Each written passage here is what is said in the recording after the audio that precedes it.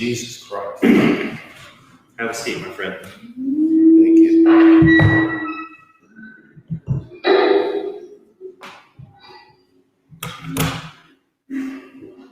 Well, I got to say, I thought this was going to be just a little conversation between you and me, but it turns into, I don't know, bad anger extravaganza.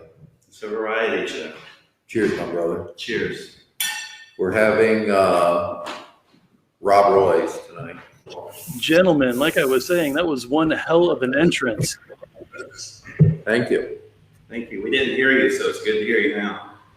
The only issue that we're having is you guys are really, really dark. Oh, Yeah. hit the lights, would you? Which one? Any of them. We got more lights. We're working on it. How about that? A couple more. Fair enough. I saw Tyler bounce up and down once or twice, but I don't see him again, so he's going to be joining us shortly, I am assuming. Let's just start this off like we normally do when we get guys like you on camera, because I wasn't paying attention. I was freaking out that you guys couldn't hear me. So first, Dan, what are you smoking tonight? An Asylum 13, a monster. Here, this is a normal cigar. Can you see that? I don't know if we can see that. I can't tell. That is an Asylum 13. It's I forget what they call this when they put two colored wrappers on. Anyway, this was given to me by my good buddy Omar in Texas when Ron and I were down there last fall. It's the last one I had. He gave me a beautiful selection of cigars when I was there. This is the last one I have from him, and I miss him. Anyway, it's delicious too, man. These are nice. You know, I mean, you don't run into cigars that big normally, but I'll take it. You may need to move your mic in a little closer. We can move, Mike. Hey, Joe, Tyler said he can't get in. He actually flashed twice, and he didn't give me a second to actually click on him. I actually saw him pull up on here. Ask him to try again. I can do that. While I'm doing that, actually, I can't do You want a that. cigar, Ron? I'm going to pass. I'm just going to enjoy the flavor of yours. All right. Enjoy my cognac. It's plenty smoked. Oh, you're having the cognac. All I'm right. having it. It's nice and smooth, too. Yeah. Ron with the cognac. No apple martini tonight. No apple martinis Hey. allowed. Bad anger. I lose my man card, I'm pretty sure. Yeah. See, Ron and I were talking last night, and I'm not allowed to tell Dan that I'm drinking Jim Beam and Diet Cherry Coke because I never hear the end of it. No, that's all right. Oh, it is? It's okay for you if I had that drink. Yeah, he's Canadian. I No, have the power of the camera. CW is Canadian. Joe's Floridian, right? Oh, I thought you were from Canada. Me, Ken? I'm originally from New York and moved down to Florida as a kid. Hey, all right. Now you're in Florida. All right. Hey guys, I've got That's some. right. CW is from Canada. All right. I'm And CW is going to join I'm us. all confused. It's all right. Thanks, Joe. No problem. What I'm going to do is I'm going to pull up. Are you guys close enough to the screen where you can see questions or comments? No, Or, I'm blind. all right. I'm going to pull some up because We can pull the camera in Yeah, if we have to. I can pull the If camera. that in. helps. you don't have to whatsoever if you're not comfortable with it. I was just one of the fun things that this program allows is to pull up questions on screen, and audience participation is so much fun when it comes to shows like this. Mm-hmm. So let's see, we got Steve Gray drinking Sailor Jerry this evening. Cheers, guys. Cheers, Steve. He's a Steve. good buddy. Steve actually, Guys, did that graphic. Steve, I'm sorry. Steve did that graphic right back there, that long, tall one, the red one with the chainsaw. If you can see it. I am pulling up Tyler now. Okay, great.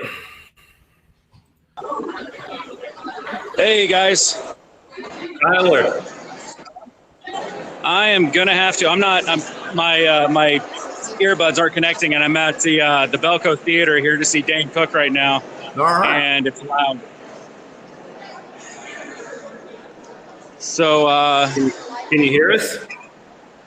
I can hear you. Unfortunately, I couldn't connect it to my AirPods. So I'm gonna just try to find a corner and see if I can talk to you guys here. No worries. It's a little bright. And folks, this is Tyler Shea Cohen from the Texas Chainsaw Massacre: The Next Generation. And Hey guys, hey, good to see you, buddy. What's going on? you too. It's been a while, man. Yes, it has. What has it been?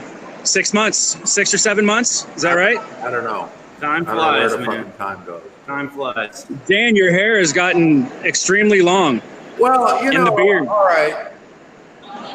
The two of us, we started a competition. What? Probably shortly after Texas. Competition. Yeah, to see who was going to play Santa Claus in the post-apocalyptic Bad Anger production. And I think I clearly won. Obviously, I don't know. We'll let the viewers vote. You're doing great. Ron doesn't even look like he tried. He didn't. He failed. He was well. In his defense, I'm married. I don't have to go out there. Right. Dan, move a little closer to the left. He had the pressure on him. That's right. He was trying to please me. I wouldn't have met my girlfriend if I had a huge beard. Yeah, She would have been like, you don't meet women walking around looking like that guy. But my wife prefers it. So Tyler, how's it going, man? What are you working on? What I've got going on right now, right after the convention, I actually flew back to Texas the week after and shot a pilot for a network, but I signed a really extensive non-disclosure agreement, so I really can't talk about it. All I can say is that it's called Red Runners. It is on IMDb right now, so it has myself and the other cast and crew, and who produced it, TLG Motion Pictures out of Texas. And we're waiting for that to get finished up. There's a lot of special effects in it because it's set in the future. It's a sci-fi. Nice. And we're just waiting for that to get edited up, and then hopefully it will get picked up. But at the end of May 31st, I'm going to fly back to Austin and just do a short with the same production company out there. And this time we're actually going to take my son, because my son wants to get into acting as well. He looks a little bit like me. Yeah, he's got a great headshot. He's got a great headshot. Oh, thank you. We're gonna put him. Thank you.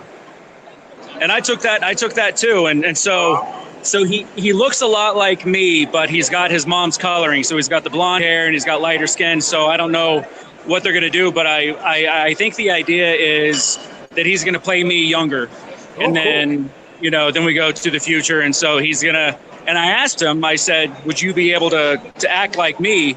And he, at 11 years old, is already extremely confident that he could act like me. Yeah. Mainly like me when I'm angry, but he can definitely make an impression of me for sure. All right. Good deal. That's cool. Sorry, I keep on going back and forth. I'm trying to make sure that I can hear you guys, so I know that my phone keeps on. I keep on zooming in and out like this, and it's probably a little bit frustrating. It's effective avant-garde cinema right there. It's like 3D, right? Oh, yeah. There we go. Dan's got it. Avant-garde. So how about you guys? How's everything going over there? Oh, we're good. We're in the final throes of cutting our short. I talked to the editor today. She said, I'm pulling the plug on you. She's not going to let me make any more changes, but I don't think I have to. I think it's pretty fucking good. There were a few, hills to climb, but he looks good from the top, so I'm hopeful. Now it's on. Now I've seen some stuff from you guys. Do you know if I have seen this short, or has it been released yet? No, no, it won't be released on the web for probably, well, maybe before the end of the year. We'll see how it goes. Okay. All right. Yeah, our goal is to take it out to film festivals. Oh, yeah, good idea. And it's how long is it? It's a 20-minute. Yeah. Oh, cool. Okay. So long enough to get a good story in there, and excellent. Well, I can't wait to see it. I watched it today, and man, I don't know. Maybe it's because I wrote it. I get choked up when I watch it. But it's there. It's the story is there. You just have to Nice. polish it. Yeah. We're gonna send it off to coloring. I'm hoping this week. Pictures locked, and now it's just a matter of I'm waiting. I've got people working on sound elements for me, music. You know who you are. Anyway, I'm hoping that's coming. So you've got sound, Foley, and all that stuff still happening for it? Yeah. We're doing this for no money, so it's all Right. It's calling in every favor and begging on street corners for Yeah, I mean, yeah, you got to do what you got to do, and hopefully, get out there in the festivals and win some awards and get some recognition, and then just move that to the next project. Yeah. Well, the exciting thing is our buddy Lloyd T. Williams just walked in, who was one of the stars of our little short. Anyway, it's a special surprise. We weren't sure. I'm gonna push this back. I want you right in the middle, Lloyd T. All righty, man. Have a seat. Good to see you, man. Thanks for coming. Ladies and gentlemen, Lloyd T. Williams. All right, thank you. Wonderful. Glad to be here. Thanks for having me. Ron brought cognac for you. We're about to have a crowded house, guys. Hey guys, And this is I had a hard time hearing the rest of that, but I need to track down my wife because she has a drink for me and I have no idea where she is. And All This is, right. Hey, it's great to hear from you, man. happy anniversary, by the way. thank you very much. I appreciate that. 13 years. Wow. Are you going to stick with it? That's always the question. Yeah. I intend to.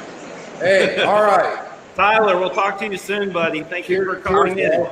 Thank you guys. I appreciate it. All right. Bye, everybody. Take care. All right, guys. We also have one of your other guests that just showed up, Shannon. Shannon.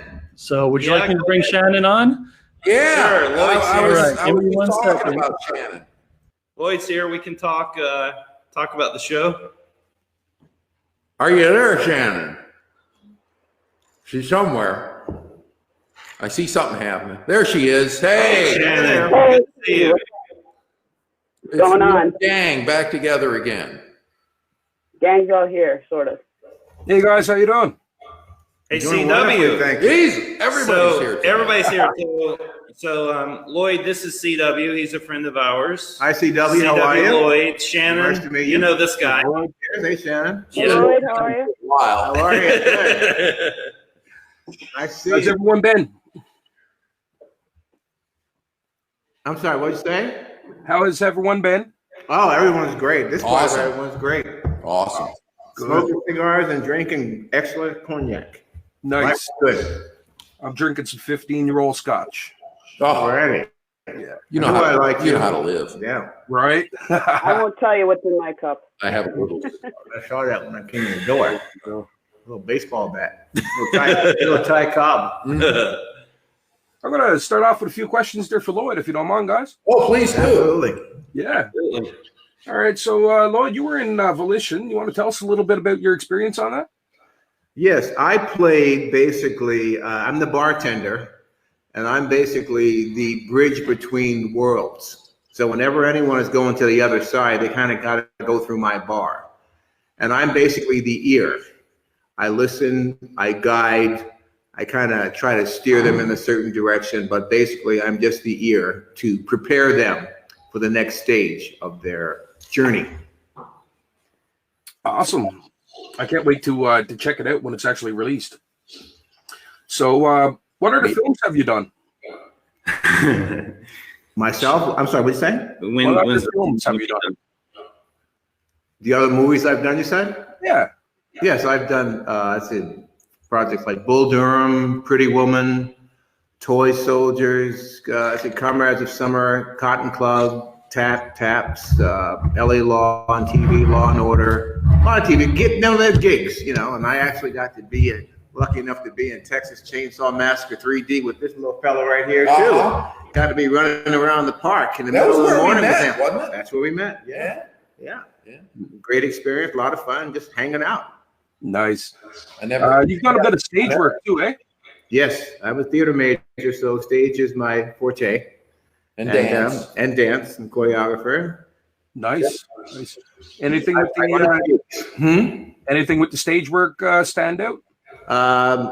Only in New York. I've done a lot of off-Broadway in New York and stuff at the Living Theater down on 42nd Street, Theater Row.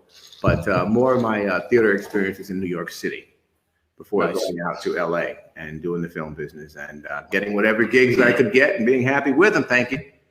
Perfect. Been a wonderful experience, meeting wonderful people and getting great experiences and learning lots of new things to put these cliches out there, but it's great stuff and it's very real. And I couldn't be luckier to have worked on this project, and I hope to get to work on some more with these guys. And look forward to it. It was great having you, man. Been a lot of fun. Loved it. Can't wait to see some more action on it. You know? We're I'm getting looking forward closer. to seeing you in Volition. Yeah, it's going to be great. Thank you. Love it. So, Shannon, actually, you were the editor on the Volition. Still is. Yeah, and still is. Yeah. How's the editing process going? The process has been unique. I laid down the law. I gave Dan a come to Jesus meeting today. I told him, Hey, you were ready to come to Jesus. I was. I came to Jesus, and I said, "Listen, I've got." Only because you cut a good movie. Thank you. We'll see. I said, "Listen, I want to get it locked. That's it. Enough tinkering and trying. I think we've got it. Let's lock it up next couple of days so we can send it out and get it colorized, and then I could start doing what I really want to do, and that's layering the sound. Because to me, that's really. I mean, I love editing.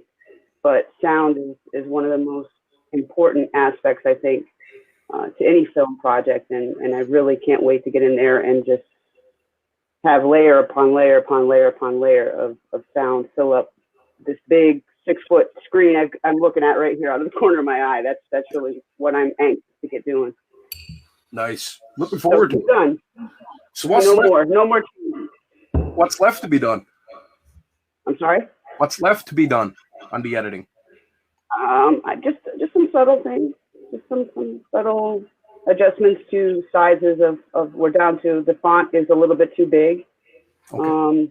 Just 2 frames. flipping a couple frames. Yeah, we're down to remove a frame here, add a frame there. I am a pain in the ass. I know that. But. It's fun. I mean, And a couple of frames were yours, in all honesty. Okay, well. But it's going to make it stronger. I'm telling right. you. I mean, it all comes down to pace. And Dan was really good from the very beginning in pre-production, and Ron as well, and having this vision. And a lot of times people, I know myself, have a vision and they're not good at articulating it, or they don't have a good plan going into production. But he had a clear vision in his head, and he captured it when we were shooting and delivered on it. So when I got to put it together, it was there, and it wasn't hard. Nice. So how long did the filming take? About 3 days, right? God, I don't remember. It was a blur. It was about 3 days. Well, the actual filming took 3 days. The preparation took much longer, of course. Yeah, but we were working nearly around the clock. We fought all kinds of elements. Lloyd didn't have to You weren't with us in the woods when it was raining. No, I was not. We were in the woods at one point filming a scene, and we At the Circle Drive-In. at the Circle Drive-In in is it Scranton or is it close to Scranton? Yeah. Scranton. It's Scranton. Shannon. Dixon City line right there. Yeah. So we're off and we're shooting this thing, and this comes a monsoon, and we had a couple of those canopies, and we've got the whole crew under 2 canopies in the middle of the woods. We had already set up the lighting, and so we have people out covering the lighting. It was great. It was fun. It was an adventure. Holding umbrellas over lights that aren't supposed to. Yeah, we're soaked, but the umbrellas are protecting the lights at all costs. And we're with our phones I think tracking the. Dan said something like, "This is why they have sound stages." Right. Yeah. And we were tracking the storm too, as it was to see Right, how long right. it was in real time. Right. And hoping that it would stop raining. And it did. And I think the payoff was just like in the beginning of VT, where everything is, all the vegetation is wet and moist and all that kind of stuff. I think it paid off because the cinematography, I think, was even better because of everything was wet. I think it looked great. Yeah, I was watching Jackie Brown the other night, and there's a street scene where I think it's where Robert Forster drives away from dropping Jackie off at her apartment, and the street is wet. Yeah. And I thought to myself, when the fuck is the street ever wet in L.A.? They must have fire trucks out there. Exactly. It looked beautiful. It's just a beautiful. Yeah, shot. it pops everything out more. So that You was need cool. wetness. Anyway, I got off on a tangent. Yeah, that's all right. This is a night of tangents, I'm afraid. Oh, we got a question there from Steve Gray. What you drinking, Shannon? What I'm drinking now is coffee, but I usually drink Jameson. Cheers. Cheers, Shannon. Probst. CW, what's in your cup? That's a 15-year-old French cask single malt. That's right. What kind? The Glenlivet. Oh, geez. We've got Lloyd and I have a bottle of that stash. Yeah. It's nice. We're not going to tell anybody where that is. Yeah. So before I get to the guys, Is it 15? It's 15, yeah. All right. what was it like working with those guys? It was amazing. I loved it. Just, being a part of the family, hanging out, just watching them do their thing. And just the fact that they had the confidence in me to just say, hey, Reddy said, do your thing and let me do my thing. I was like, wow. I have a memory of Lloyd from the set, and there's all kinds of busy work going on constantly. And I would look over at this guy, and he was reading his lines, almost like all this busyness is going on around him. He's like, fuck you guys. He's like, he's reading his script. And when he came on, he just nailed it. He was prepared. Interpretation. Which was really you got to good. get it right. Interpretation. Yeah. I mean, Motivation. he nailed it, So that's one memory that stands out to me about you is how you were just always very professional on set, and this craziness going on with the set, and you're just sitting there like, I'm going to know my shit. Organized mayhem. We love that. We live for that. We thrive in that. It's Shannon?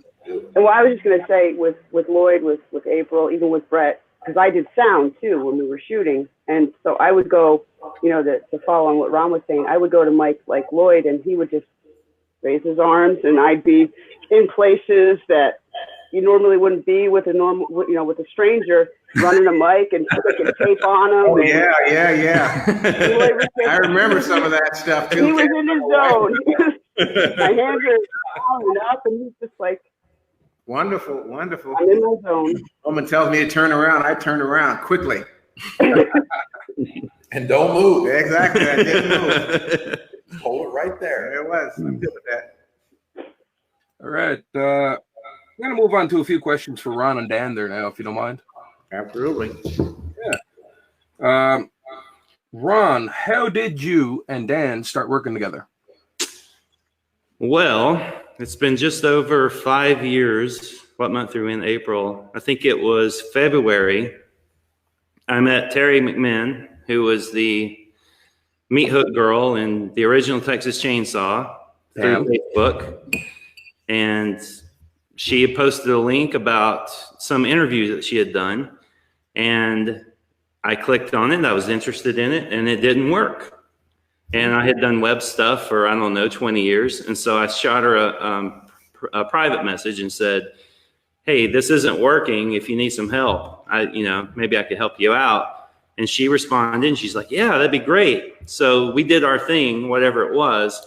And then, I don't know, a week or two later, I probably sent her one too many emails. I don't know. And she said, I've got some people you should meet. And one of them was Dan.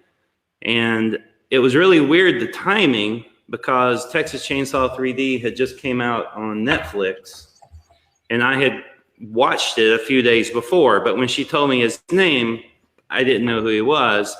And I think we even talked on the phone. Still didn't really know who he was. I just knew he was a friend of Terry's. I'm going to help you out, whatever. And then, I don't know, later that day, same day, it was all fast. But I'm like, holy shit, that's Leatherface. And before you know it, he needed some help on a website or whatever. And we just started working together. I don't know, Dan, if you have anything to add to it. Well, yeah, I don't go around saying, hey, I'm Leatherface. Right. Yeah, He doesn't. That's a weird thing to do. Yeah. But anyway, Terry had messaged me. She said, hey, I'm going to have my buddy, do you want to talk to my buddy Ron, who's a web guy? I said, fuck yeah. I need a web guy.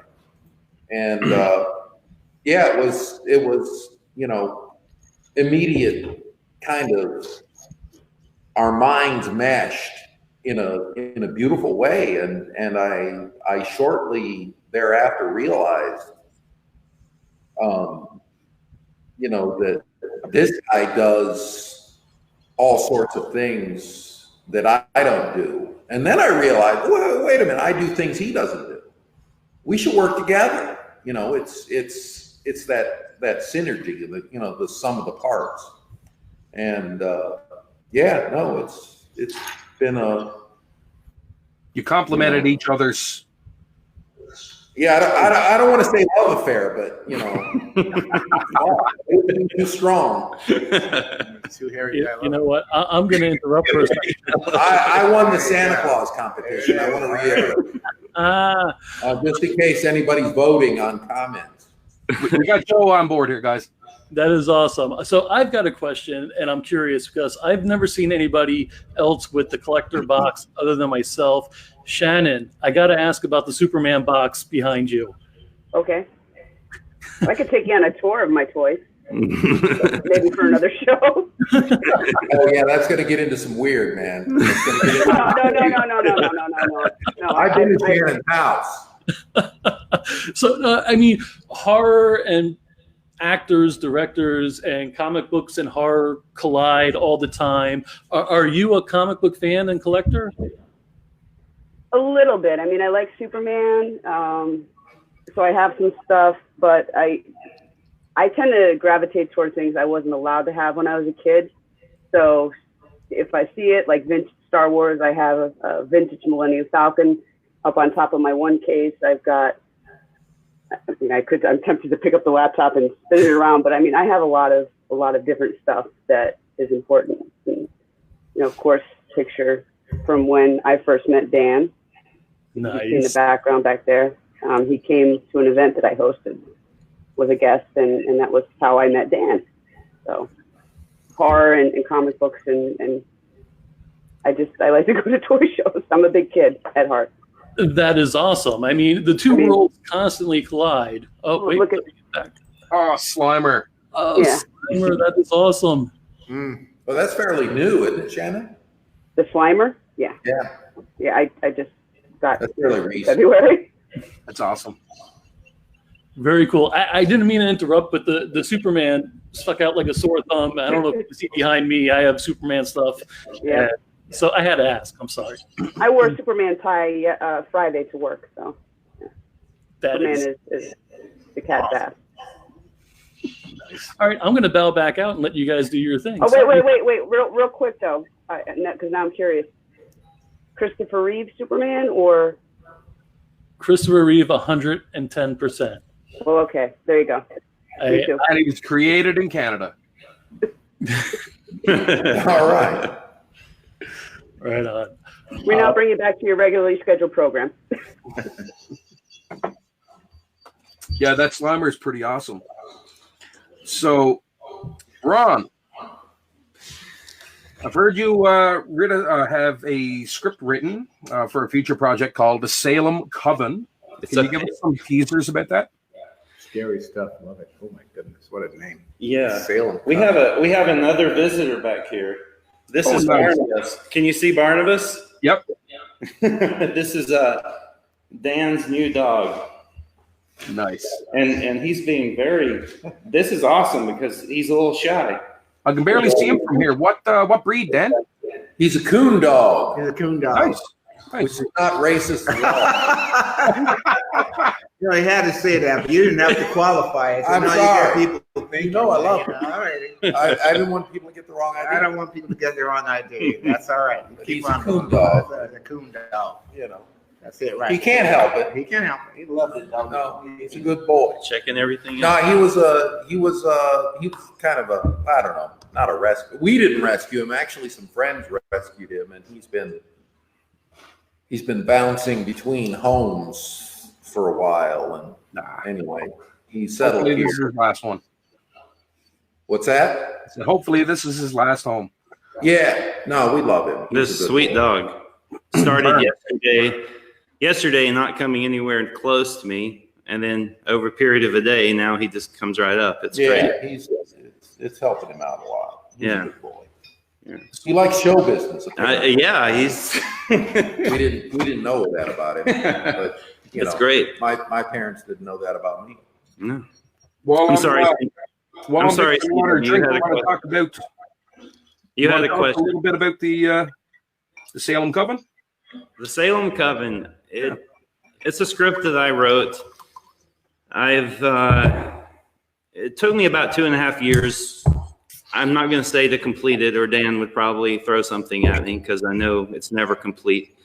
But it's something I'm really proud of. It's a story about the descendants of the Salem witches, and they're still around, and the descendants of the Salem accusers, who are still around, and they're still very much, the accusers are actually, convinced that the Salem witches were evil and bad, and doesn't matter that the charges were overturned and they were all acquitted, they're still after them. So a couple 100 years later, 300 years later, they're still after them. So I wrote it as basically as a trilogy, and I've completed the first one with an asterisk behind completed because this guy's going to give me He notes. sent it to me for notes, and I still haven't printed it. And out. Shannon, what's it like when Dan sends notes? It's never done, right? Well, So, yeah, Dan's notes, for volition, for editing, are sometimes very much on point and spot on and don't need interpretation. Other times, they're so vague that they can go off in 17,000 different directions, and that's when I call. And I pray as I'm dialing that he will answer, because I really need him to get back to being spot on. So, his notes could be. It's a collaboration, Shannon. Right. And I never want to feel like I'm dictating what you should do. I know your facet of the art form is something I can't do. So Yeah. I rely on you. I don't want you to feel like I'm dictating. Well, no. And everybody needs to realize Dan is not, and Ron, I don't know if this is how you feel. He's definitely, what he's saying is true. He is not a dictator. Even when he was directing, to watch him, he's so calm and he knows what his vision is, but he's receptive. And Lloyd, having worked with him, I'm sure you can chime in too and maybe, agree. He's like, he gets you to see and to experience what's in his head in some magical, mystical way. Mm-hmm. that it's mind blowing. Telepathy, and he lets you go. That's what I love about him. He brings it in. He says he has the confidence to just say, okay, you got it, do it. And I'm like, you sure? He said, do your thing, man. And it's wonderful to be able to go and see where it goes. He has a way. He has a way of making you get to where you need to be and believing in yourself. He really does. and that's, I think, is a testament to I you as a warn director. you here, don't make Leatherface blush. It's not a good That's all idea. right. Let's see it. Yeah. Don't do it. Shannon, can I ask you a question just quickly? I mean, Sure. just to talk a little bit about the train. See, I didn't get a chance. I wasn't in that scene, but I loved watching it and seeing the lighting and all that. How is that looking? I can't wait to see the scene with the train. I'll show you the cut before you leave. Okay. Train. Yeah, you're gonna love it.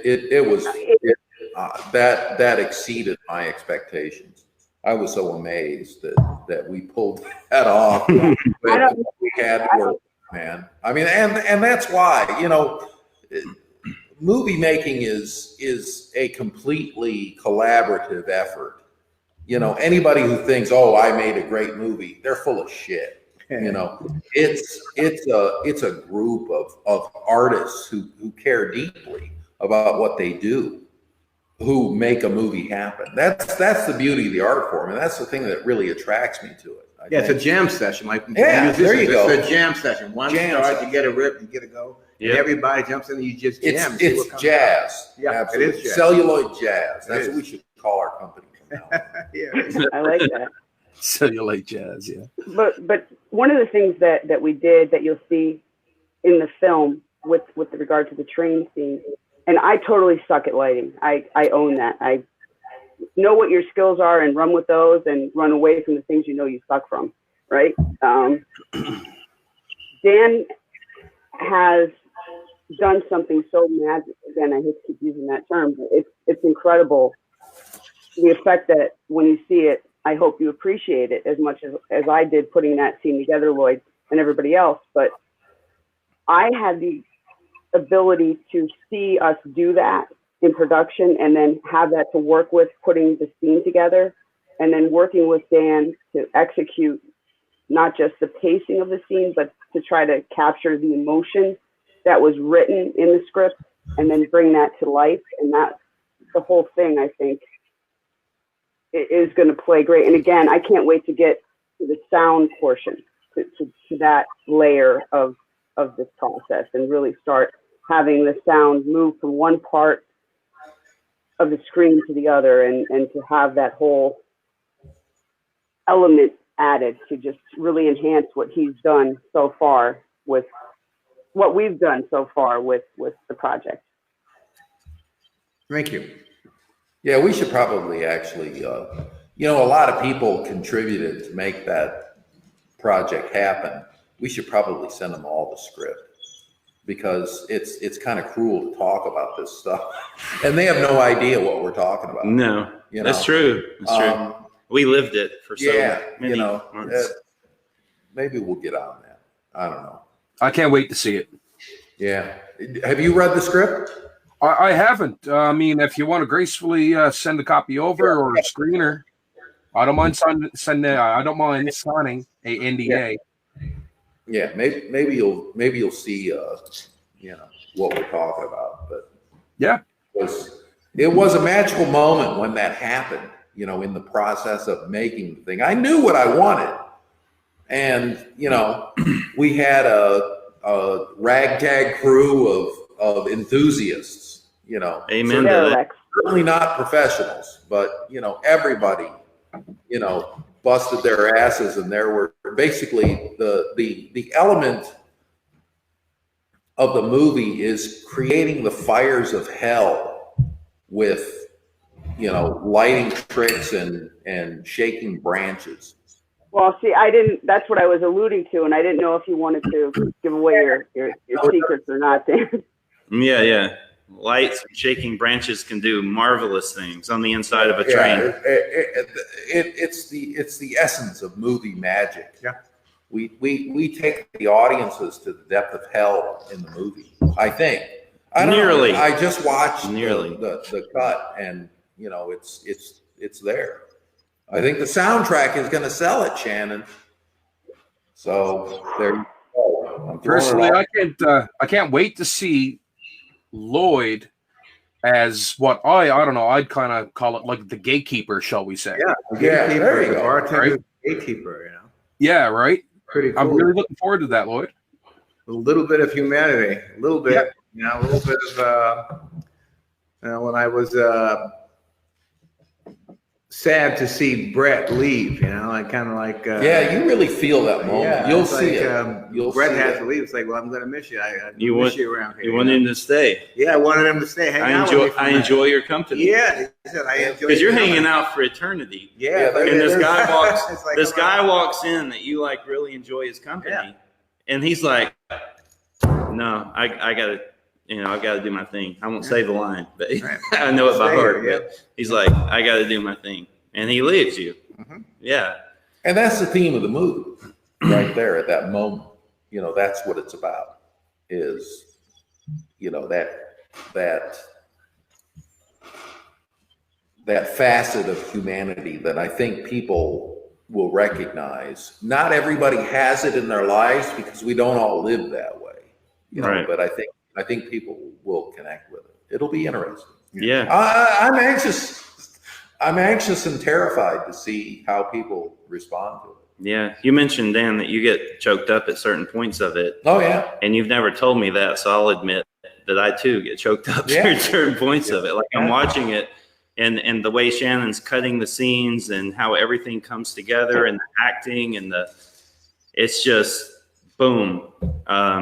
It's a very poignant story to say. Yeah, the there's least. some strong stuff in it. I'm very pleased so far. Yeah, yeah. I'm anxious to see it.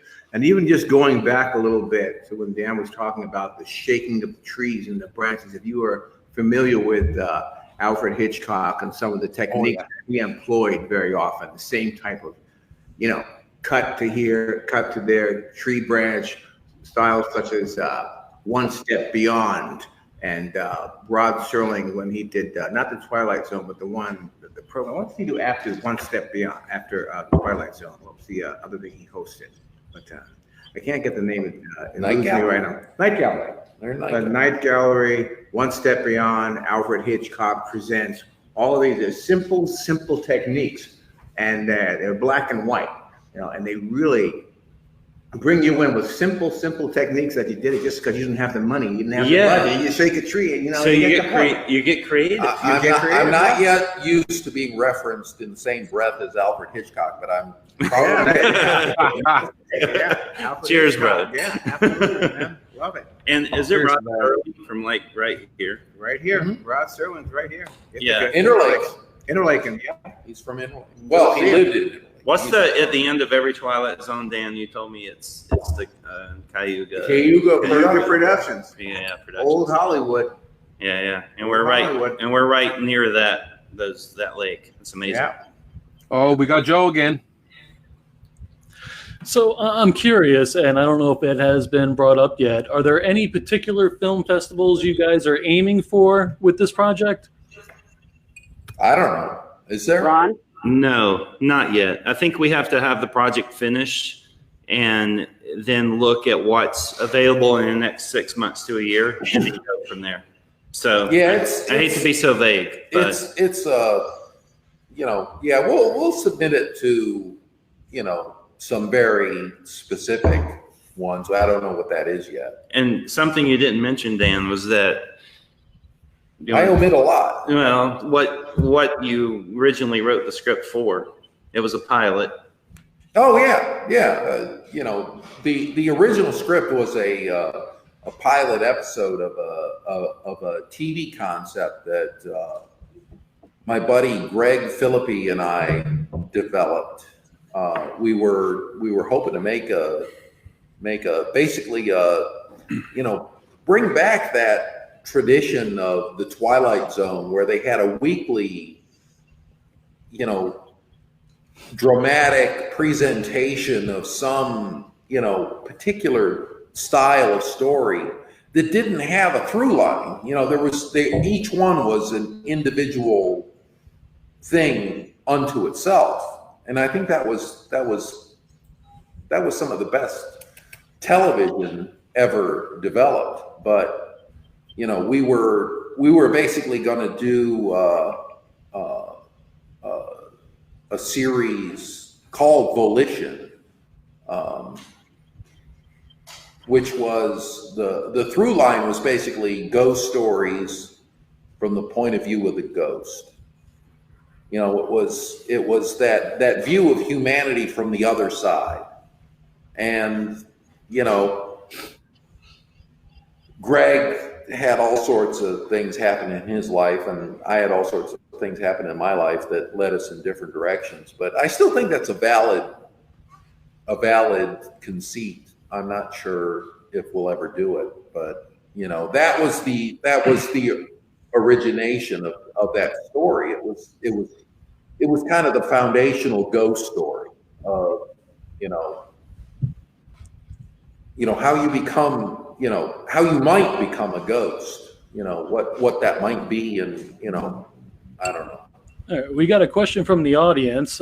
Steve Gray wants to know, when can us fans expect the release? Will you be pushing it on Blu-ray, digital? Well, the first release is going to be to the film festivals. They have rules, right? And yeah, there's a lot of film festivals that if you distribute it any other way, you know, if you display it publicly, you know, they're very, you know, they want exclusive rights to, you know, the movie. So we kind of have to go that route. So the first wave is going to be, you know, the film festivals. And then, you know, I mean, we'll probably do a theatrical screening here in this very room that we're sitting in, which is a big, you know, it's a church. And then, you know, once it runs through that first season of film festivals, we'll probably just put it online, I would guess. Yeah. We're going to send nice DVDs to everybody who contributed, though. And by the way, thank you to everyone who contributed. Yeah, you know, it was a crowd-funded effort.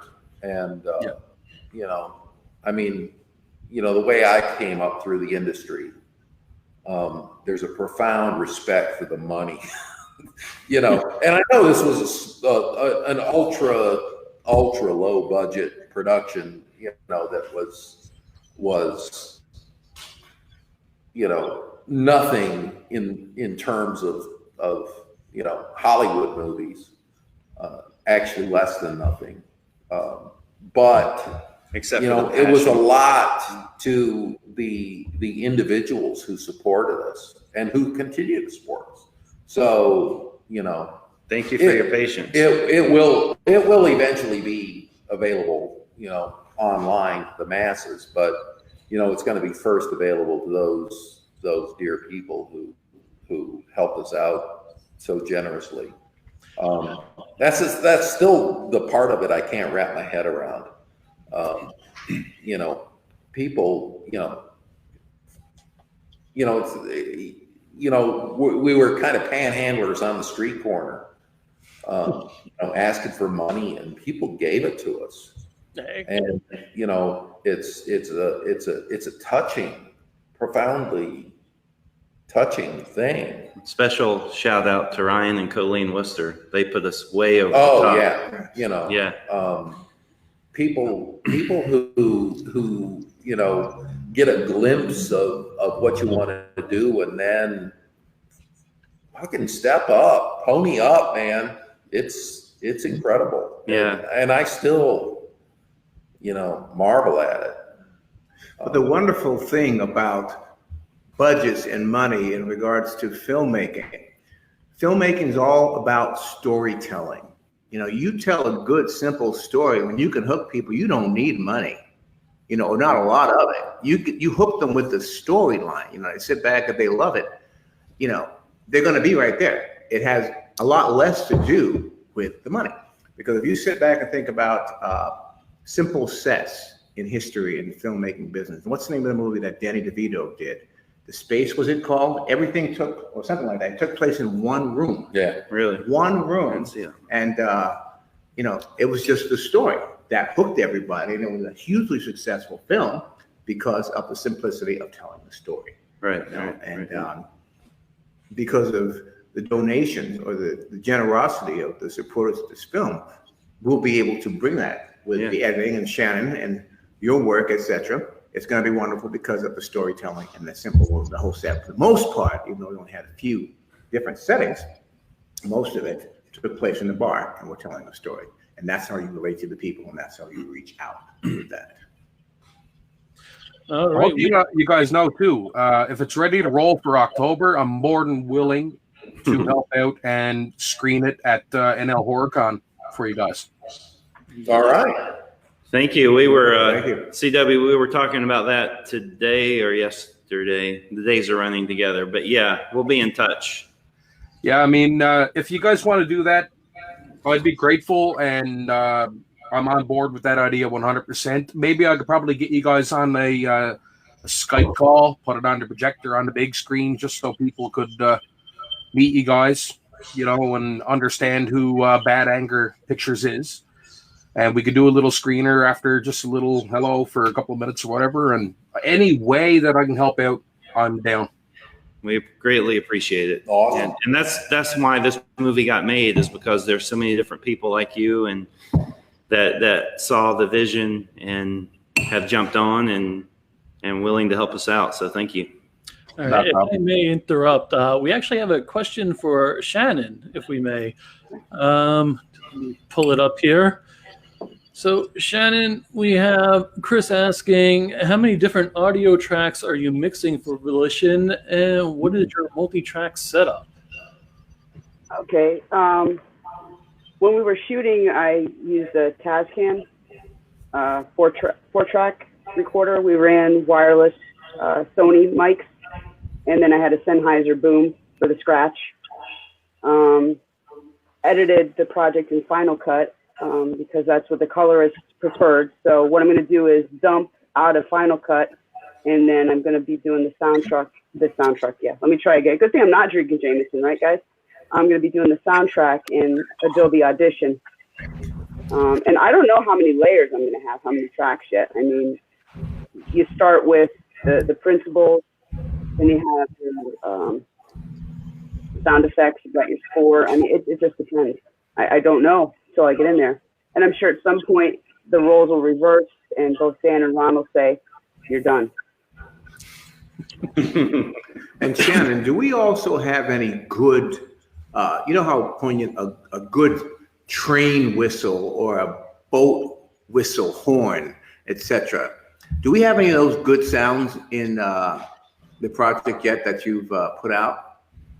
We have that I recorded actually of the train that we were blessed with to use. Then I have, of course, from different sound effects services that I subscribe to that we were able to use that were done Foley.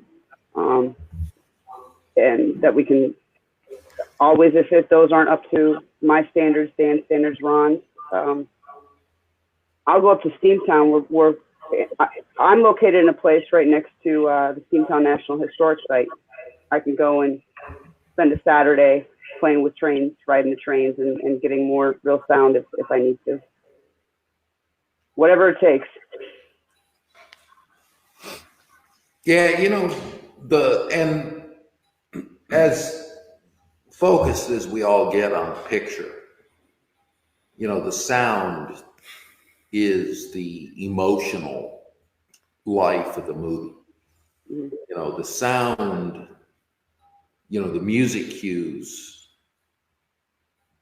basically tell the audience how they should feel about what they're seeing. Yeah. And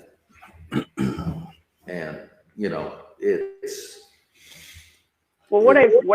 it's the true artistry. What I've done now is in the cuts that I've been sending is I've been putting in more and more of my ideas for how the sound's actually going to fall. And I keep sending the links, put your headphones in, listen with headphones, because I don't do the mix in Final Cut. I'll do the mix in Audition.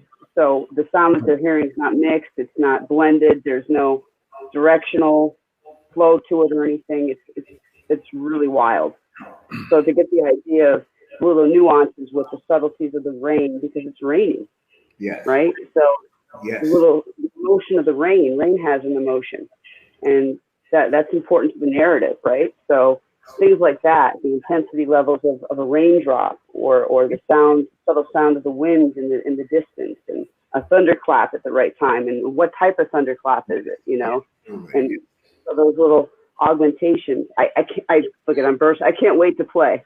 That's why I've got to watch the visual so that I can do that. We're like 3 frames away, right? Sorry? 2 or 3 frames away until you can start playing with sound. There were like 4 notes today. She's almost done. I can go get the envelope. There's a couple more than 4 that I scribbled notes on, but yeah, basically. I don't know. I may have expounded on some, but they boiled down to 4. A buddy of mine that went to film school actually You have to be aware of the tangents. a little while back. This is something, Shannon, you might be able to make a comment You'll on. be fine. Okay. You're doing great. When you're doing, Are we up to like audio edit number in film, 4 or 5 or 6? 100? No, it's like, well, you may have got more emails than me, but I think there's 5 or 6 edits I've seen, and each one gets tighter and tighter. It's really good. Yeah, that's about where we are. I love the ending on the last one. There was one. Well, I've got to do some mat work in that, but I'm sorry, CW, you were starting to say something. Yeah, a buddy of mine pointed out he went to film school. I don't know if CW's there. I see a black screen. Uh-oh. Did we lose somebody? I'm here. Well, I have a question that might seem obvious, but I'm not sure. Will this film be in color or black and white, or Color. a combination of both? It is color. It is color. You had mentioned at one point. I toyed with the idea of just going black and white, but I don't know. Or I think it was the both at one point. Yeah. Yeah. I wasn't sure how that would work technically, and it was more transition of frame rates in the middle of a movie. I don't know if you can do that. Yeah, you had talked about going from like a 60 frame per second to 24 frame per second type of, or even 29.97 to 24. but speeding up and slowing slightly. Yeah, I didn't know how that would work. Anyway, I didn't want to make your life worse than it already was. So We did play with some frames. I played with some frames back in the beginning. Yeah. I'll leave that. Guys, if I may bring something up, and I wanted to bring it up a little while ago, one of the actresses from the movie, April Love, has been here the whole time. And April is... Why isn't April on? That's what I want to know. Oh, I don't know. Cheers to April. I don't know either. Also work with I April. can try to send her a link. Wonderful. I don't know if April's prepared to be live right now. Well, she's a professional. I know that. Yeah, If yeah. I know anything about April. And I know we have 10 minutes to kill before our next guest is here. So She can handle anything you throw at her. I know that. I'm going to bow out, and I'm going to try to send her a link real fast. And all right. let's see if I can get that done. So April, it'll be great to see you if you want to come on board. bear with me one moment. All right. Before I get to a couple of questions I for think, Dan, I'm going to mention something to Lloyd's in for the duration. Now. Yeah, he's starting up I can another. hear me. Throwing down. Yeah. Okay, sure. What's up? Yeah, a buddy of mine went to film school, and he told me even like Shannon, do you have a question for us, or are you talking to someone in the lobby? But he said background noise, background. CW is asking a question. Oh, As CW an went editor, completely black, his screen. I don't know if he knows that. Can you guys see me? I can see you on my screen. We can't see him. Can you see him now? Nope. No. I can see him on my screen. Yeah, That's we all. can't see him here. But if we can't hear him or see him if he's talking. Nothing against you, CW. We can't hear you if you're talking.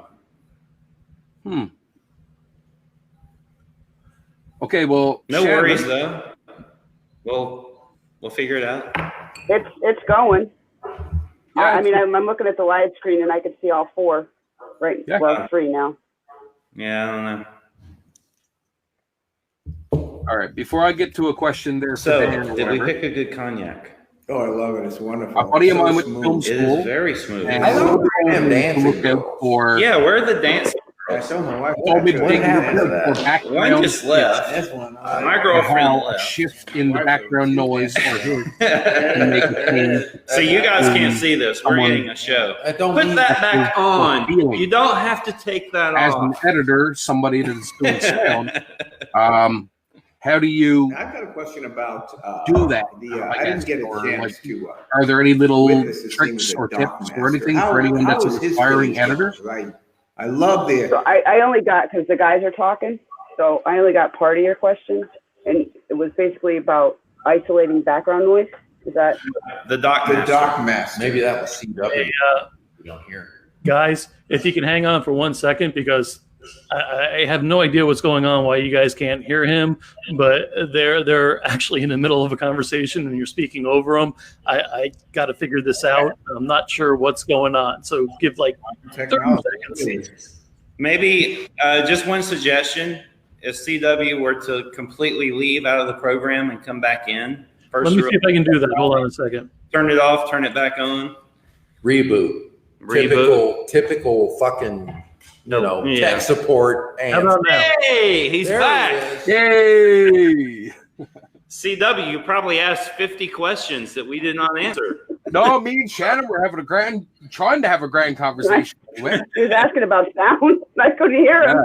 So, Dan, before I get into a couple of quick questions for yourself, I'm just going to ask Shannon something because she was talking about sound, and it really brought back something that at HorrorCon, NL HorrorCon 1 of the filmmaker buddies I have brought up to me after.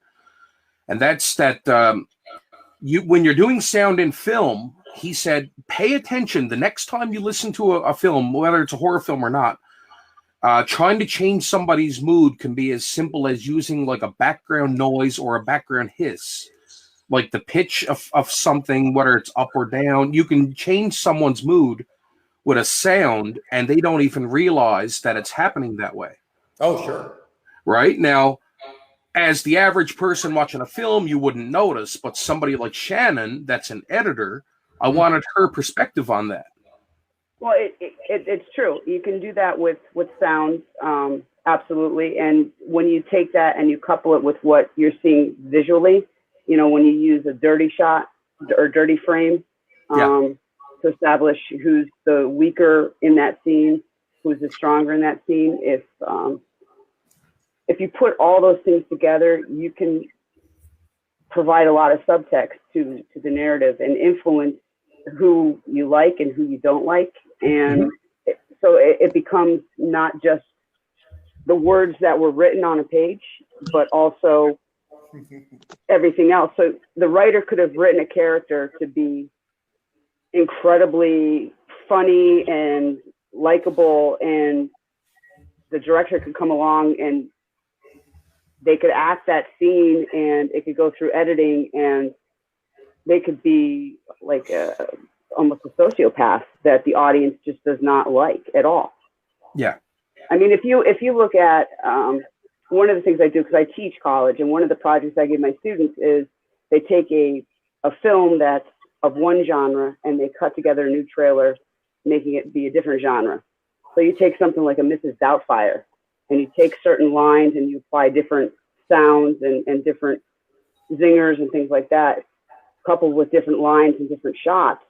And, Robin Williams looks like he's cuckoo crazy, not just cuckoo as in a great dad, right? Yeah. Same with, it's easier to pull that off and make Willy Wonka, Gene Wilder, look like he's nuts with the original Willy Wonka, which wasn't a horror film per se when they put it out in the 70s, but, that's an easy one to do. So yeah, little subtleties, even adjusting just like a sconce, the pitch in audition, and it still matches the visual that you're seeing can really influence. After he mentioned that, I found myself every film, no matter if it was a horror film or whatever genre, I found myself really paying attention to the minute background noises. It'll And drive you crazy. Yeah. a what? It'll drive you crazy once you know. Once you understand how the sausage is made, once you know how the sausage is made. Yeah. You don't want to eat the sauce. 100% Ron. I see a 100%. friend of ours. Hi, I see a April. friend of ours here. April, hi. Hi, I missed you guys. Cheers, April. April. So April Love was the, I don't know, how would you describe her, troubled woman coming into Lloyd's bar Yep. in the movie. She approached the afterlife from a different perspective than the main character of the man. You know, The woman. She was the woman. she was the woman, obviously. But while he was what we would all recognize as a horrible sinner, she was a devout, always towed the line, devout Christian woman who was obviously going to make it. But, you know, there's always a twist in movies. And April, to be honest, was cast profoundly against type. No offense. I found Miss April. No, Ron was one, and I had my doubts, but then I realized, wait a minute, no, that's what we need, and you were perfect. You were Thank you're like rock and roll wrapped up in a sweet woman, right? Yeah, there was there's this whole subtext to who you are as an actor. You know, that's just wonderful. Anyway, Thank you. no, I can't wait to see it. I can't wait. I know we're building up. I hope it lives up to your expectations. Yeah. Like I said, and to get back to your point about soundtrack, I used to be involved in this acting school, and I used to tell young actors, you know, go ahead, do your greatest, most, you know, profoundly emotional, heart-wrenching monologue you can do, and I will shoot it. I will take the picture of it and record it, and I will make people laugh at you. They will laugh about the horrifying aspects of what you're portraying on the screen with fart noises and funny music. It doesn't, you know, you can, as an actor, you know, you have to be, you know, you have to bring it. One of the wonderful things that I saw in what we did in Volition, there are these moments where Brett is doing one of his monologues, and he just has a hand gesture that he does during the monologue. And you know, when you make a movie, you shoot it from different angles so that you can edit it together. And he did that very specific hand gesture at the exact same time as every take. So from different angles, he did the same gesture so you could cut it. If actors could learn that, Yeah. I mean, you know, that is the craft of acting in movies. I don't know why everybody's all worked up about, you know, being able to cry on cue. there you go. One of the things that I noticed and I really enjoyed about working with April, going from just the very first reading that we did on the porch, and then talking, you know, that was a really special time, just sitting down and reading and feeling each other out and getting to know each other. And the rest of us have spent a little more time in the business than April did. And so to see April develop from basically an ingenue, which is kind of sort of what she was at the beginning, to sit at the bar and see her in the corner and watch her develop from the beginning of the project That's to true. the end. That's true. And what you see on screen of what she goes through in this movie is, She's so agitated. It's the smile that she has on her face right Yeah. now is not what you see in the movie. No.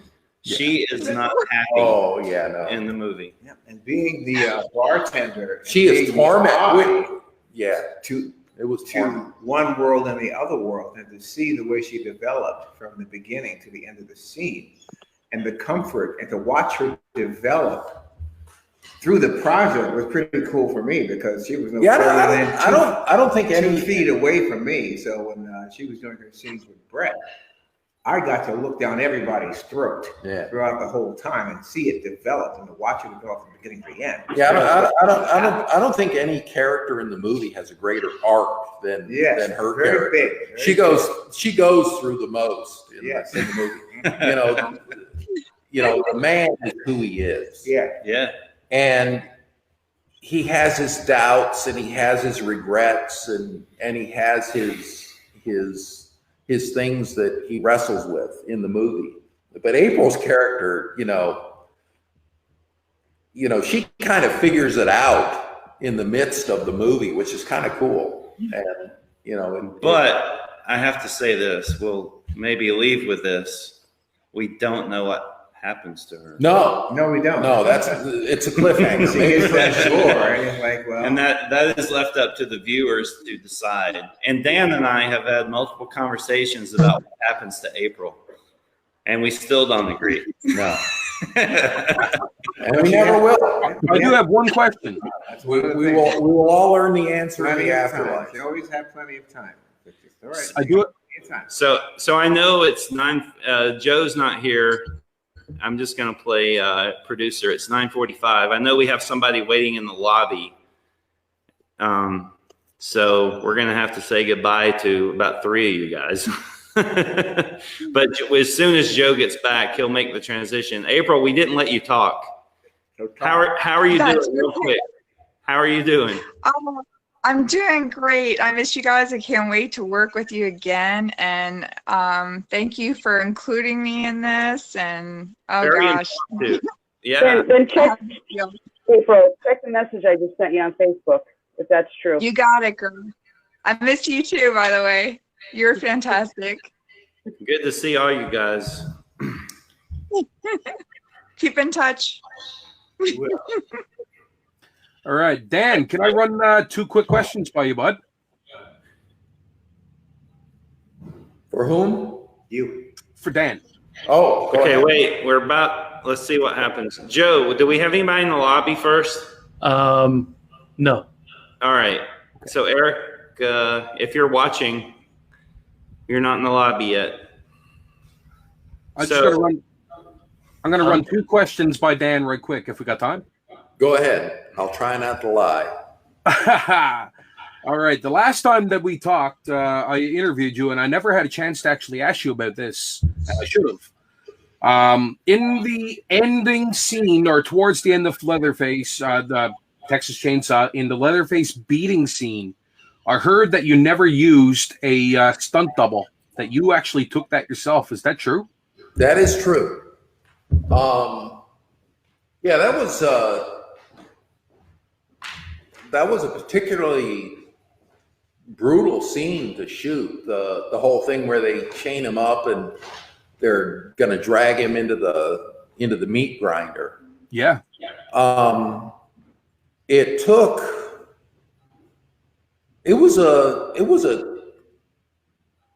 think it was probably a 14-hour day, because we went until after the sun came up, which was problematic in that particular location because it was full of windows. There was a stunt guy hired to play Leatherface and do the stunts, because there were 2 stunts in the movie that that the insurance company would not let me do. Oh, wow. They basically said, no, you're not allowed to use a principal actor to do these stunts. And one of them was jumping on the back of the van as it was trying to escape, as they're crashing the gate.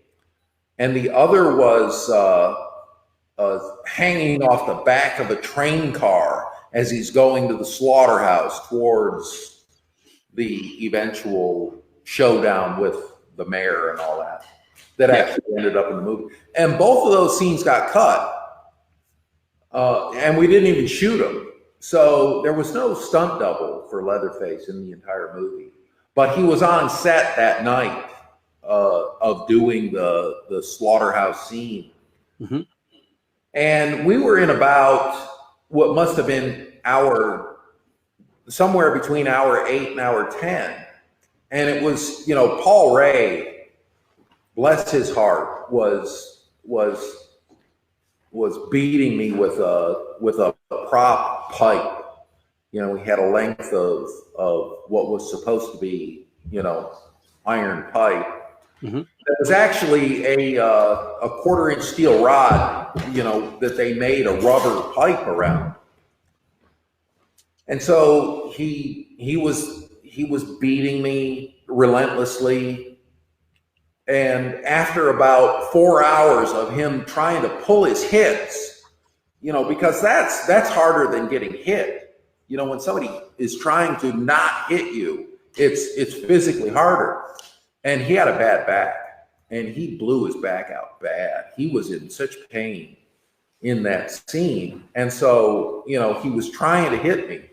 And I was getting, I was turning red on the one side where he kept hitting. Yeah. And they said, well, maybe we can put a pad under there or something. And early on in the process, somebody, I think it was my buddy, observed that I must have really pissed off the wardrobe lady, because she did me no favor.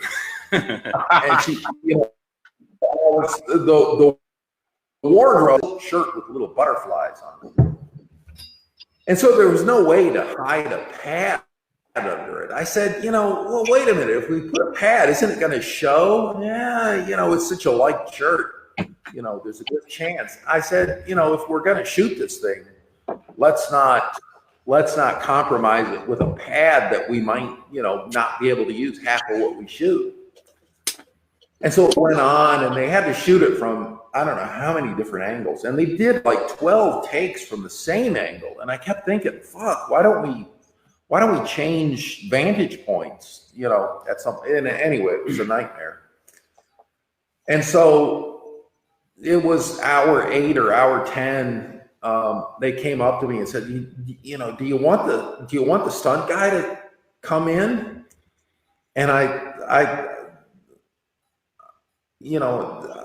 said, I can't ask somebody else. It wasn't like a stunt. It was just miserable. Right. And, anybody can do it. Anybody can take a beating. And so I don't know. I just didn't feel comfortable asking somebody else to take my beating for me. And so, I continued on, and it wasn't that big a deal. It wasn't, the next day, I started to turn black and blue. And by the fucking third day, I mean, my whole side was just bruised. It was ugly, but not painful. It was one of those things. It was weird. But yeah, no, I forget the guy's name. I wish I could remember his name. The stunt guy? Yeah. Because he was a real nice guy. Nice, he was. Was he your size? He was my size. He was 6'6", redhead. He was an Irishman, I believe, which I respect. Being an Irishman myself. But anyway, no, I couldn't ask somebody else to take my beating, because that's all it was. It was just uncomfortable. It wasn't like, oh yeah, no, you can't do that. No, it's dedication to the character. Whereas, jumping on the back of a moving van, all right, yeah, I can see why they wouldn't want me to do that. But insurance. Yeah, those were the kind of things. But anyway, he was there, and he was in wardrobe. He was ready to go, but I look at it as your dedication towards the character. Yeah, absolutely. That was part of it. That's what you sign on for. Yeah. You don't only get to drag the girl by her hair and all the fun stuff. Yeah, you got to take your licks. Yeah, that's just how it goes. They click and keep on. And this one here is a little bit more lighthearted. I heard on the way back from a convention in Niagara Falls, a little birdie might have told me that there might be a road trip story you could share. I was that birdie, huh? Maybe. I don't know. All right. What was the road trip? We'll try to make this quick because I know Erica Irvin's trying to get in. So we were on our way back from, it was November a year ago, we went to Niagara Falls. Yeah.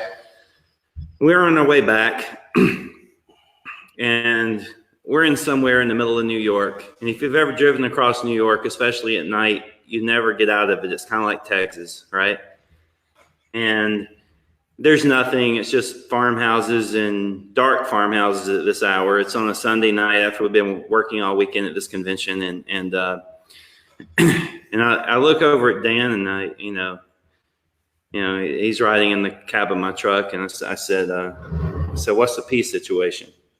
So almost sounds like a Quentin Tarantino title for a section or something. So what's the peace situation?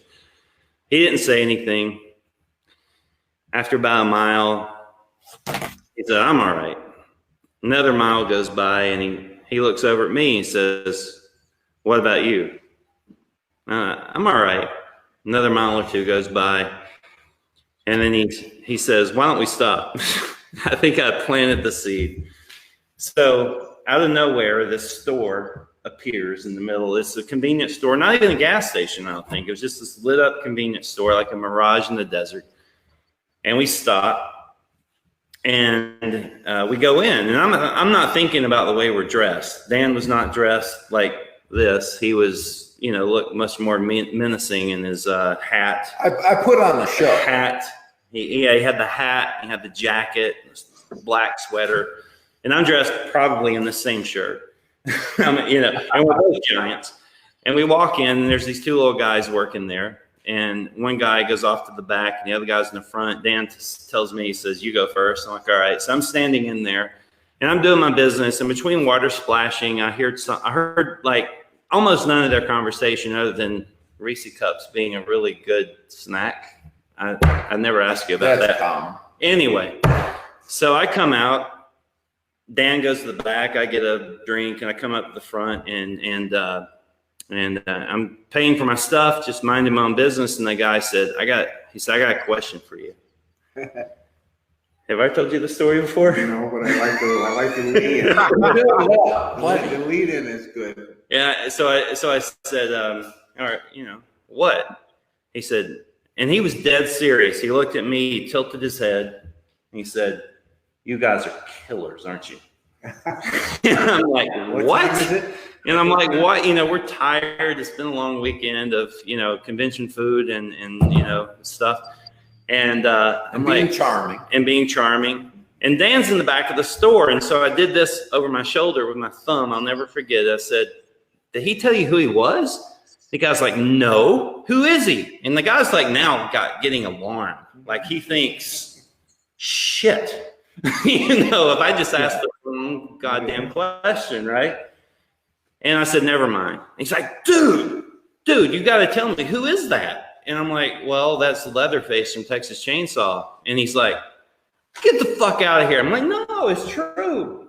And so he punches in Dan's name into Google machine, and the picture comes up, and I saw the picture on his phone, and it was dead on you. And you walk up, and about the time Dan walks up, I said, Dan, I blew your cover. And Dan's like, I don't care.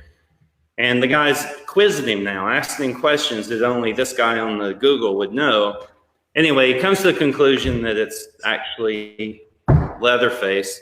And we walk out, and Dan turns around to me and he says, man, that guy's going to have a story now. And I'm like, are you kidding me? We've got a good story. And so I've told it a couple of times, and I'm telling it again. But it was it was kind of a weird Story. That's awesome.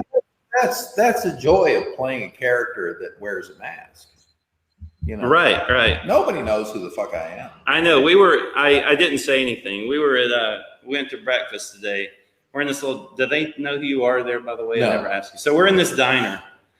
And people are serving us, people walking around, and it'd be interesting to know what they would think if they had any idea, but they don't. No,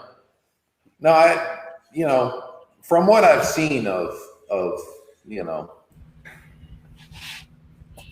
notoriety, wearing a mask is fucking great. You know, in the movies, you get the best of both worlds. You know, because you can always say, "Oh yeah, I was Leatherface," and people say, "Oh but you don't have to. You know, it's the best. Hey guys, I have to interrupt. I wanted to thank Shannon for coming on. It has been an absolute pleasure. And one day I want to get you on my personal show and look at your collection, if I may, please, because it looks Absolutely. That'd be Likewise. fun. Thank you, Shannon. Good to see you. Cool. And we can I was talk hoping about Shannon was still on. projects too. Yeah. If there was one word of advice, Shannon, for aspiring editors that you could give, what would it be? Patience. Fair enough. all right, guys. I don't mean to be rude. I've got somebody waiting in the lobby, and I don't normally work like this. Shannon, I do apologize. Shannon. Bye, Shannon. I'm going to be reaching out to you. Awesome. Please do. Thanks. All right, guys. Joe, who could it be? Well, not who you think. Oh, no. No. All right. We love surprises. We're about to be surprised. Oh, I see the name. There he is. Jesus, it's the man. Brother, how's it going? Can you hear us? You talking to me? John, yeah. Yeah.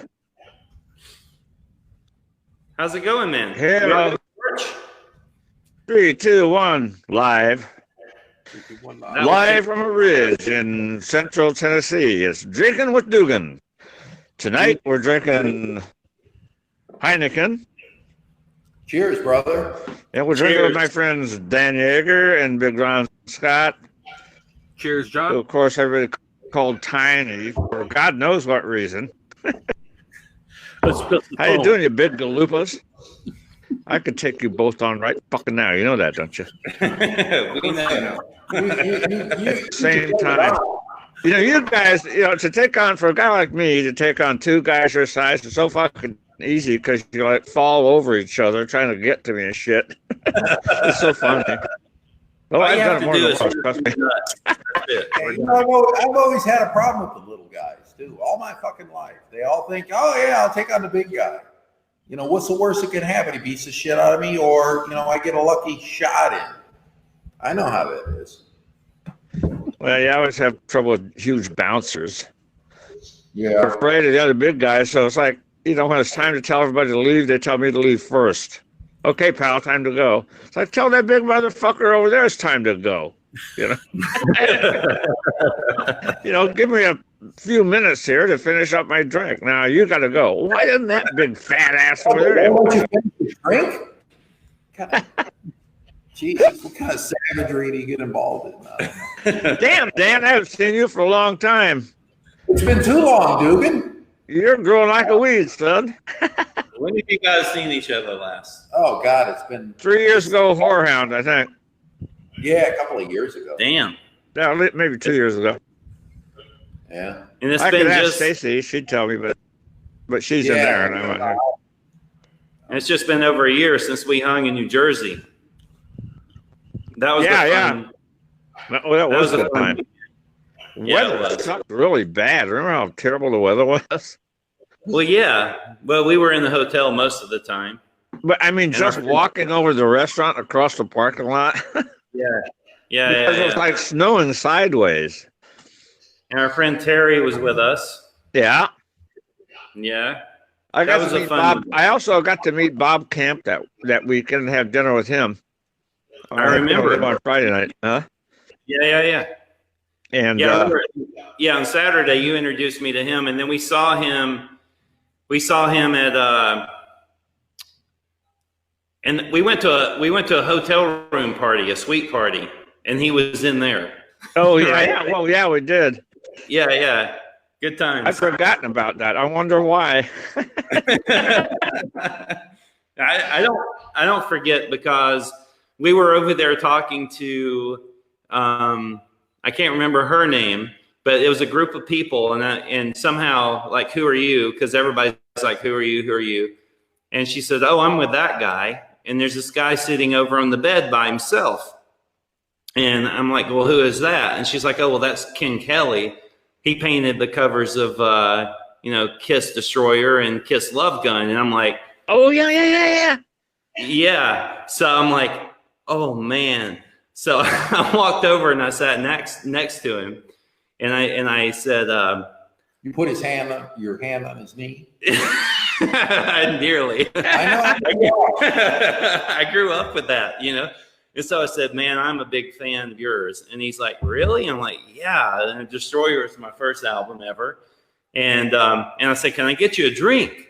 And he said, well, I don't drink. I'm like, oh, okay, well, cool. And so we're sitting there. He's like, but do you want to go in the bathroom and get high? And you don't tell the guy who painted Destroyer and Love Gun. I don't say no. So we go into the bathroom, and he's like, all right, he had this whole system down. He's like, it's just all people all outside, whatever. And so he turns on the water to the John, I don't think I ever told you this. This all went on while you were still in the room. and so the shower he runs the shower. He turns the shower on. He said, well, we do this so we can blow the smoke into the shower. That way it doesn't set off the smoke alarm. Right. Wow, that's a good idea. Okay. Anyway. Wow, that's some junky advice right there. It worked. So that was, anyway. All right. We had a good night.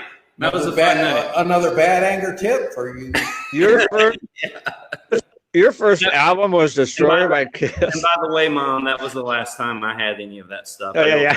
I don't really smoke it, but you just can't tell Ken Kelly no. So My first album was Ray Charles Sings Country and Western. Wow. What year was that? 1962, maybe? My goodness gracious. That sound right? 62, 63? It's a fine album. You should check it out on YouTube. It's quality shit. It really is. I'm not kidding you. We should introduce you to our friend Lloyd T. Williams here. John in the middle, who I didn't even notice he was there until he moved. The name Dugan. I always wanted to be named Dugan. You did? Good Dugan's a good name. Dugan, Dungan, Tiernan. It's kind of in between. Yeah, if the only person who pronounced my name properly was Gunner. Yeah. Because his name isn't Gunner. It's not Gooner. It's Gunner. Oh. My name is not Dugan, and it's not Duggan. It's Duggan. Dugan. So he could say it, and I could say his name, but nobody else.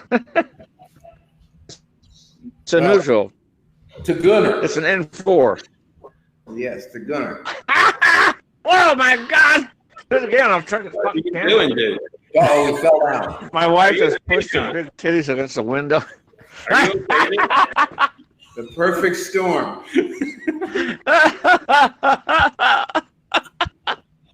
I love her. Hard cinema for the fans. I absolutely adore my wife. Woo! What happened? She pulled her sweatshirt up and smashed her gigantic breasts on the inside of the window. I'm sitting out on the porch. Dude, turn the camera. Yeah, you're I holding hung out around, but she took off. Brought her up. She Now got she's you just good. she's flipping us both off now, double-handed. Oh, wow. She knows she got you too. She knows what lights your fire.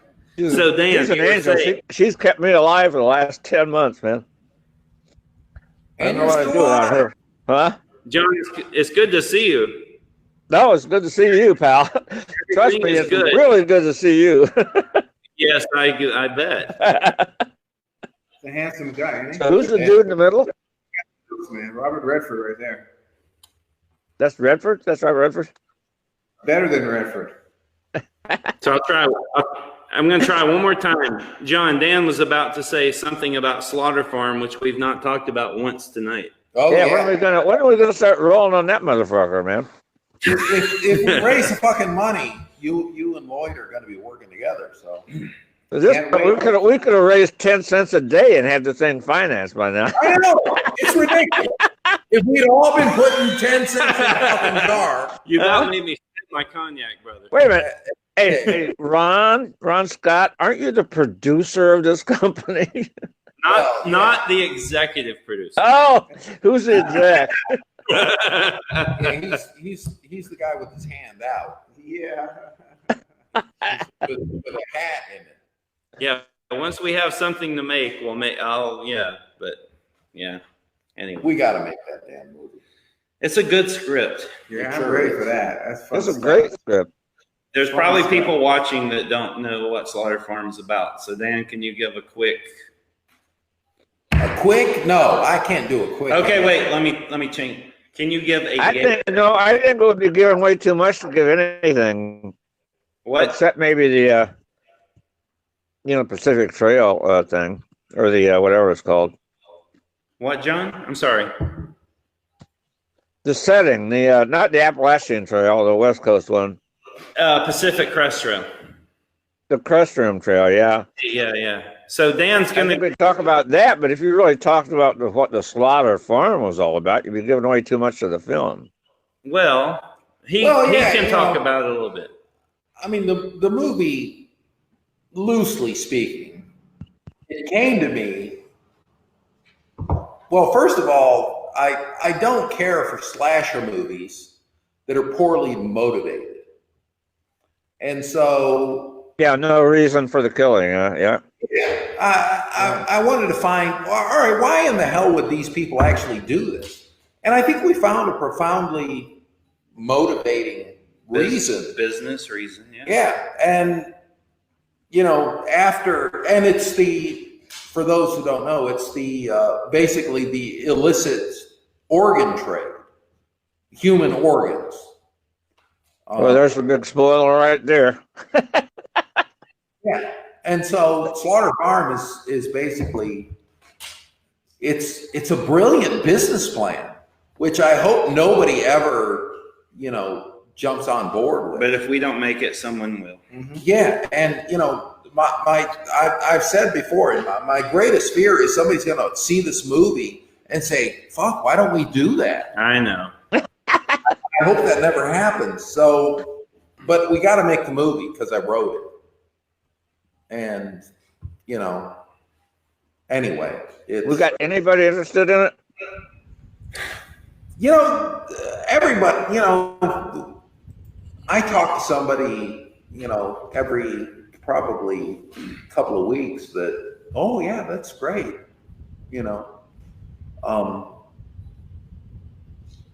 there's some possibilities still brewing. It's always just a slog until somebody actually writes a check. One of the good things about, if I may interject, about this Slaughter Farm and what it's about is that it's almost daily, but even recently, our friend Erica Irvin, who was trying to get in, there was a technical difficulty, so I apologize to anyone that's here to see Erica that missed her. But one of the things that she sent me a link the other day about in China, how it's such a problem, how people, I don't know exactly how it works, but people, for whatever. Basically, they imprison the entire Falun Gong race. Yeah, people. Yeah, and it's in the news to harvest their organs. This week it was in the news. So the thing is that 1.5 million people in prison for.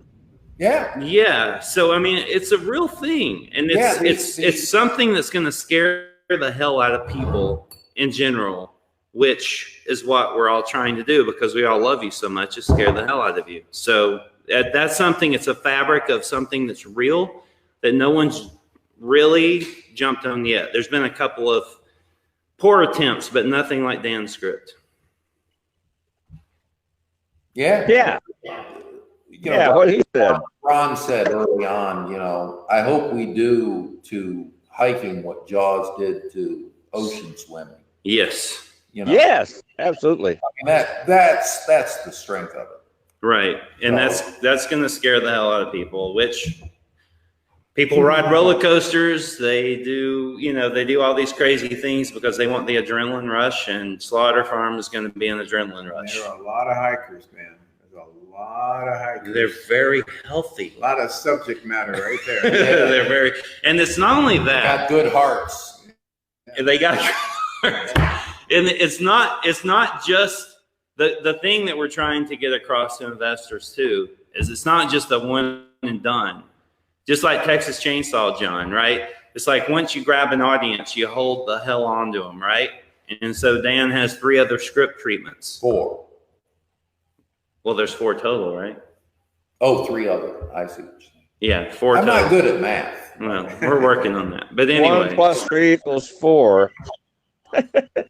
I'll whip out another. So John, what have you got going on this year? I know one show with this guy over here. You got a bunch of other stuff coming up. What's going on? Yeah, I saw it. You just shot a movie? I have 2 cons in June.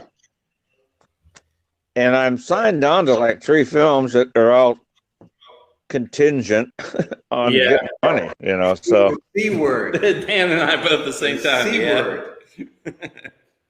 So, but I got 2 shows in June, and I got about 4 in September and October. I got nothing in July or August yet. Are you coming hopefully to New I will. England at all? Huh? Are you coming to New England at all? Do you know yet? Oh, yeah. I think, I can't announce it yet, though. Oh, all right. Well, you can, we'll talk. I can tell you, but I can't do it here. Yeah, good. Cool. I think it's New England. And what was the It's movie? there somewhere. It ain't far from you. You just filmed a movie too, recently. You were part of I saw something on Facebook. You were wearing a cowboy hat or. Oh, yeah. It's called Harp. It's about the Hart brothers, who are the first serial killers, known serial killers in what is now the continental United States. And When was now that? Kentucky. What's now Kentucky, I think it was probably the Virginia territory. It was like 1780 something. Okay. Wow. These 2 brothers who just traveled around what is now Kentucky, Tennessee, and maybe Alabama. And they were just murdering scumbags, They just killed people and took their money and shit. One of the victims. You, a wholesome Irishman. Like you. But the guys who who was the gang that were the river pirates that on the Ohio River, lived in a cave? Pretty famous bushwhacker types. They murdered people in their rafts coming west on the Ohio River to settle the territories and stuff. And they get them to come in this cave, They set up like it was a store, like they'd sell shit to you, supplies. Then they'd get you in there and just fucking kill you and take everything you had. Oh. These guys, the Hart brothers, were such badasses that they threw them out. It's like, no, you gotta go. So, I played one of their victims. I got a day's work out of it. Yeah, Hugh Jackman starring. Yeah, it ought to be a movie. I'm losing you, man. Well, that's great. Sweeney Todd. Oh, there you are. It just started raining here, so I don't know if the weather is going to affect my signal. We can still see you and hear you. You look good. You sound good. Okay. That's the important thing. I do look good, don't I? Yeah, you do. I got no lower teeth anymore. They've yanked all my teeth out. They took half my jaw out. So John, tell us how you're doing. What's going on with your health? I'm pretty good. I won't know really a lot until I think it's May 16th. I have a PET scan, which will let me know if it spread, the cancer spread anywhere. But I feel pretty good. But I have really down days, so sometimes I'll sleep for like 18, 20 hours. Wow. But a lot of this is a result of radiation therapy. Yeah. 6 weeks of radiation. Yeah. And it just fucking wipes your ass out. Yeah. Yeah. Oh, yeah. You don't have any energy. It feels like some days it feels like you got no bones. You're just like, ugh. Feel like rubber. You feel almost like grandpa, right? Yeah. Right? Yeah, absolutely. Yeah, yeah. So about once a week, I'll have one of those days where I won't be able to get out of bed. And I'll just stay there until the following morning. Then I'll get up and take a shower and I feel fine, so it's weird. Keep getting up, man. Huh? I say you just got to keep getting up. Yeah, absolutely. I found if Stacy will drag my ass out of bed and say, take a shower. Right. And that seems to help. Which you probably need, right? At that point, after being in bed for 2 days, yeah. Yeah. Need somebody to kick your ass a little bit. It works. Yeah. And strip the bed and wash the bedding. Yeah. What about you, Dan? What have you been up to besides living in a church like some weirdo fucking hermit? Yeah, no, we took up residence in the old Baptist church. We're in the congregation now. You should see what we see. It's Praise Jesus, man. Praise Jesus. Yeah, the Hollywood thing, I did it for 28 years, and it just got to be too much, and found this little sanctuary of peace and quiet here in sanctuary, literally. Central New York, and Some of the best shooting locations in the world, right? Hell yes. Right here, the best location. I can't wait to get it. Some of this stuff. Especially a lake monster movie. Yeah, we got a lake monster movie you're going to be involved in too. Okay, is there a lake on your property? No, we live in a little village. It's a little village church that we live in, and but it's in the middle of the Finger Lakes, so there's Lakes everywhere. 50-mile long lakes, within, one is within 10 minutes. The other's 20 minutes away. Loch Ness East. Mm-hmm. Oh, there's a picture of me as Officer Chapman. Deep Lakes. Like Glacier, John, if you guys don't mind. What? I have a question for John, if you guys got a second. Yeah, go for it, CW. John, well, wait a second. John, this is our good friend CW. CW, this is John. Hey, how are you doing? Hey, CW. What did I call you? C? CW, whatever, man. Whatever works. CW stand for what? Crazy wacko or? There you go. Cunty wussy. How about cunty wussy? I like it. Cunty wussy. That's great. Yeah. So cheers. What's up, Cunty? Back in the day, I got to try to get dates right now. What, 74 for the original Chainsaw? Well, we shot it in 73. 73, but it was released in 74? Yeah. Yeah. So back in the day, what was it like working with Toby and Gunner? You guys take over. Well, it was great working with Gunner. Toby, I couldn't really tell you. Yeah? He didn't spend a lot of time with me. The way that they seem to direct together, he and Kim Henkel, because they kind of co-directed the thing. Okay. And co-wrote it, supposedly, but really Kim Henkel wrote it. But and Toby just kind of shot ideas at him. But Toby was, really concerned with the technical aspects of the actual filmmaking part. Sorry, I got a case of the drools here. They fucked up my salivary glands and they cut half my mouth out.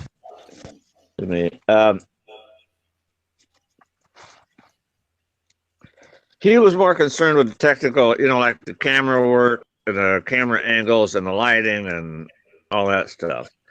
And Kim was more involved with the one-on-one talking to actors, and he was always rewriting too. And he was always sitting there off camera with a legal pad and a pencil, writing and just tearing off a sheet and handing it to somebody between setups and saying, "Try it this way." It was either notes or new dialogue. As far as Toby, he was really aloof, unless he was telling me, because I worked as a production assistant when I wasn't acting. Oh, nice. So another, telling me to get in the fucking truck and go to pick up a prop or get him a Snappy Tom at the You Totem or,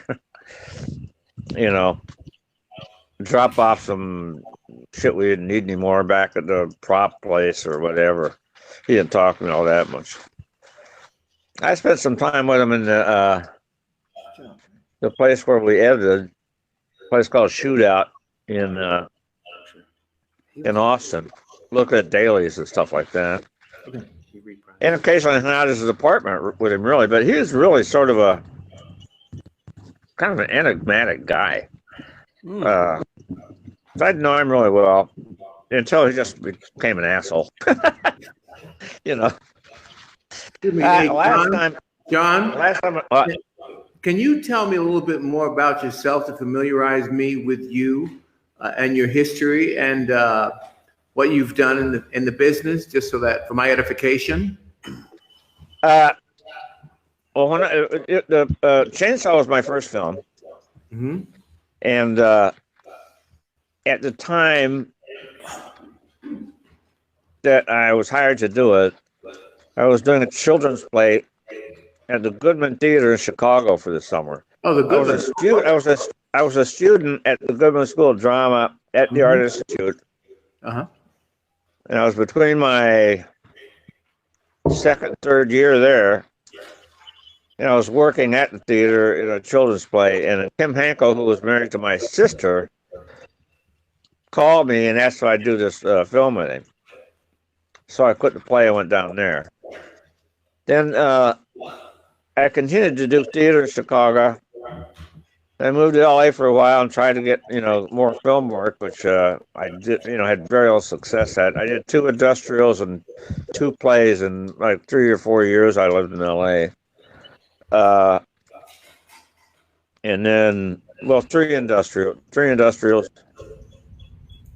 I didn't work a lot anyway. And then I moved back to LA, back to Chicago rather, and did a little bit of theater. And then I just kind of didn't do anything for many years. I became a dad and just tried to make a living and raise a child. Then about maybe 12, 13, 14 years ago, I started doing little independent film stuff again. So I've been, doing a couple films a year for the last, 6 or 7 years probably. And how do you know Ron and Dan? It's mostly straight to video stuff. What? And how do you know Ron and Dan? Just so that I'd like to know, and all your fans. I know Dan. I know Dan because we did a film together. We did Chainsaw 3D. Yeah. Even though I didn't meet him on the set because he wasn't there the 2 days that I was there, but we met on the road at a convention, actually. Okay. And I met Ron on the road at a convention in New Jersey. Right. Separately. Right. Separately. But we knew each other for a couple of years before then, just because The magic of Facebook. the magic of typed- Facebook. And, We typed to each other. We yeah, were we typed typing to each really. other. Yeah. All right. May I ask a question? Absolutely. Because I'm actually curious about something. Gunnar wrote Death House, and I know Gunnar had a vision of Death House. I'm not sure if John, did you see Death House? I did not see it, and I will not see it. Okay, fair enough. That was actually Let me tell you why. You want to hear why I won't see that fucking film? absolutely. That's why I was kind of asking it. I think the guy's a fucking opportunist. B, it was written by Gunnar Hansen. This guy marketed it as the who's who in horror was in this film. And he didn't cast one fucking actor from the original Texas Chainsaw Massacre in it. Wow. Not one chainsaw vet was in the fucking film that Gunnar wrote, supposedly. The whole thing is just a clusterfuck. He just, it probably he would never have done it if Gunnar wouldn't have died. He had his hands on the script, and he says the last script that Gunnar ever wrote in his last appearance, and he used some fucking archival footage or something with Gunnar in it. From what I understand, I have not seen the film, but I have not, made my distaste for the whole idea of it. I've not kept that a secret. And I've never heard from the guy. I was kind of hoping I'd hear from him until asked me to shut the fuck up. But I'd like to confront him. But right. I think there's no telling that. I think okay. Here's the thing: to not have anybody from the Texas Chainsaw Massacre in this film, to not have cast anybody in it, he's either a fucking heartless, rude motherfucker, or he lacks creative thinking. At any rate, I don't want to talk to him. And I think it's probably that he lacks creative thinking. I'd like to think that, actually. Or maybe both. But I'd like to think he's an untalented fucking asshole. Really. And that's how I feel about that. Don't have to say about that. So what do you think? Well, no, fair enough. I wasn't sure if you had any knowledge of it prior to his passing, or if you. No. Okay. No. He could have made that shit up, as far as I know. Fair enough. And I know a lot of other people out there were curious about that. So didn't mean to upset you if I did. Gunnar was still alive, and they've gotten financed, and they decided to produce it. You can guarantee your ass that everybody who's still alive from Chainsaw would have been in the fucking film. Right. Well, yeah, they advertised it as the Expendables of horror. Yeah, that was the thing. Oh, bullshit. There were all the fucking Chainsaw actors, written by Gunnar Hansen. What kind of a fucking dick does something like that? He had no reason to do that. I'd never met the fucker before. He had no reason to cut me out of the deal. I'd have been honored to do something, that Gunnar wrote, if he actually wrote it, and it was good enough to produce. If I could have read the script and thought this does some sort of honor to the memory of Gunnar Hansen, I'd have done it. If I thought it was a piece of shit, I don't think we should produce that, really. I don't think Gunnar would want it produced, You know what I mean? Absolutely. But to take some loose thing that he may have written and add a bunch of shit in there, and take a bunch of fucking actors on day rates and throw them in there, It wasn't what he advertised. Exactly. Yeah, no. Yeah, I did not see it, and I will not see it.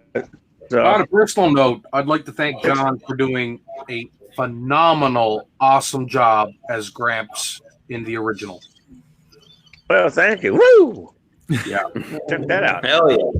But, Lightning. I sat in a cafe with Gunnar Hansen on Sunset Boulevard one evening, and we were there with the producer of 3D. We were just shooting shit. Carl, and we were sitting there talking to Gunnar, and he was talking about that script that he was working on, and his vision was not the Expendables of horror. That was not what he was writing. He was working on a genuine, true.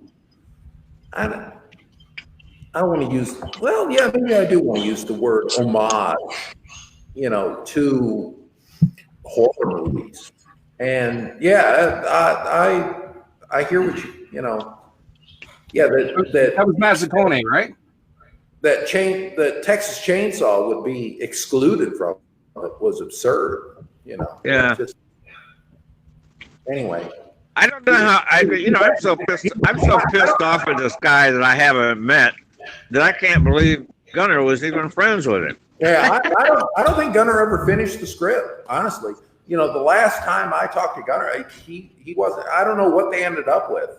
You know, they took what he had, you know, what he had written and then finished it. That's why I think this guy is a total opportunist. Yeah, it didn't sit well with me either. I don't know. I think cashed in on Gunnar's sudden demise. Yeah. I think he's a fucking scum-sucking pig. It was a little distasteful. Yeah. God, I hope he's watching this. Yeah, I'm sure he is. Oh, wow. All right. I mean, I got more of an answer than I ever even imagined. Thank you, gentlemen. Yeah, you stirred the pot there, Joe. I guess, sorry. I mean, people want to know. Why we're here. That's why we're here. Whether they're controversial. Go inside, man. I can't hear anymore. It's raining so hard out here. I'm seeing lightning behind you, John. John, where are you? Go on, talk amongst yourselves. There's like 3 or 4 lightning flashes behind you. No, they're getting tornadoes. The Lord is not pleased. What's with going you. on behind you? Well, there's a lot of lightning behind you struck down. The Lord is not pleased. You may well be smoked before the show is over. What a way to go out. Yeah. Here we go. Wait a minute. Hey, over here. This better? Ah. There you go. Hey, you ain't gonna hide from you know the retribution there, bro.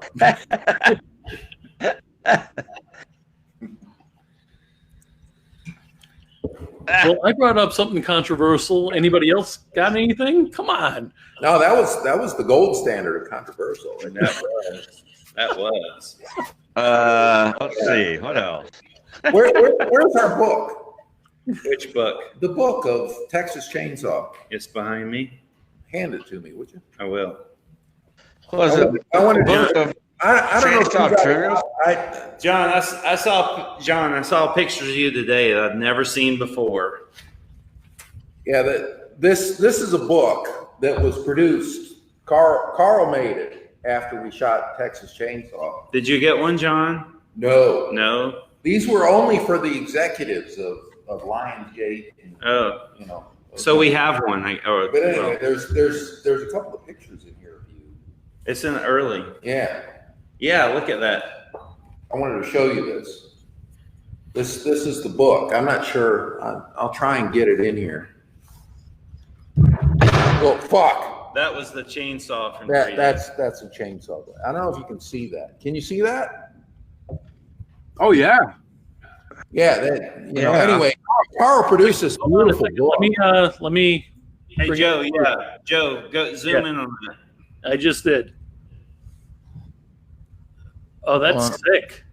That's John getting made up in his original grandpa makeup for 3D. I tried showing a black and white of that earlier. I don't know. Oh, you're talking about on my left. You're right. No, I I don't- have never seen those photos before. Yeah. That's You awesome. Never remember seen that. Justin Lubin was the set photography. He shot the hell out of the movie. It was awesome. But anyway, Who? I treasure this. Who was the photographer? Justin Lubin. Well, Sally. Anyway, that's the book. I don't know if you can see that. Hold on. Let me. This Sally is Williamson. this is an exclusive because no one gets to see this. That is incredible. Wow. Yeah, that's beautiful. it's a great, huge format book. He has a big old coffee table book. Yeah. It is. We're getting an inside look. It's beautifully done.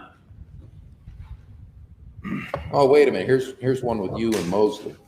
Oh yeah, there's some group pictures. There's a picture with Gunner and Mosley and Marilyn and John. Yeah. You remember we built the house. Yeah. You know what? And I didn't say anything.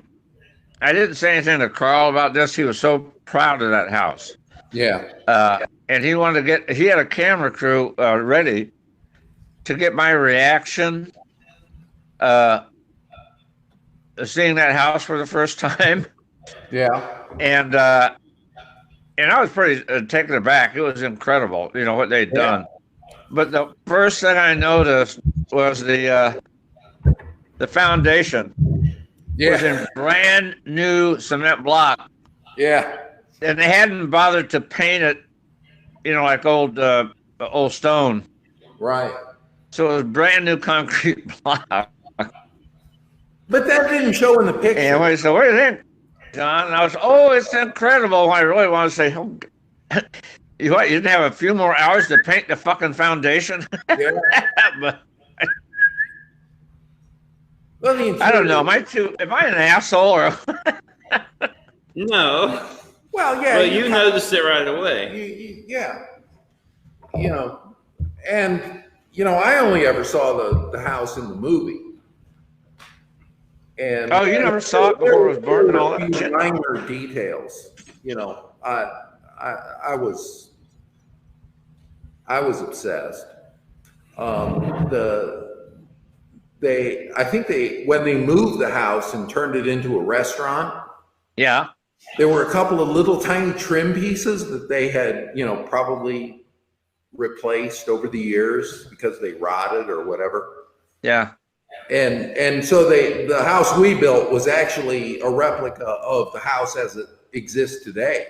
Not exactly the same as it was. If you look at the frames of the original movie, you can pick out tiny little differences, like in the dormer on the top of the house. You can see the trim is slightly different.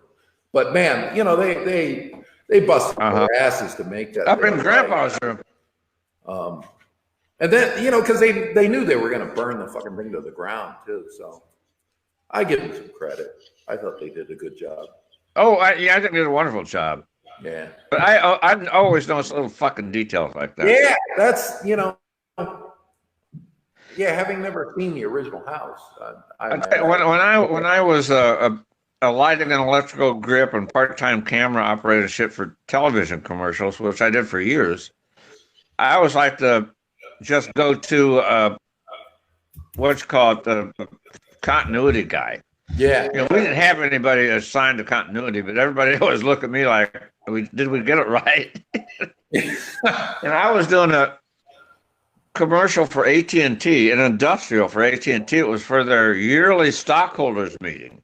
We had this beautiful fucking film, a short film, maybe 20 minutes long, for AT&T stockholders meeting, and we built this beautiful office space with a beautiful fucking cyclorama built in with a big window overlooking the Chicago skyline, and we took 2 days to fucking set it and light it and all that shit.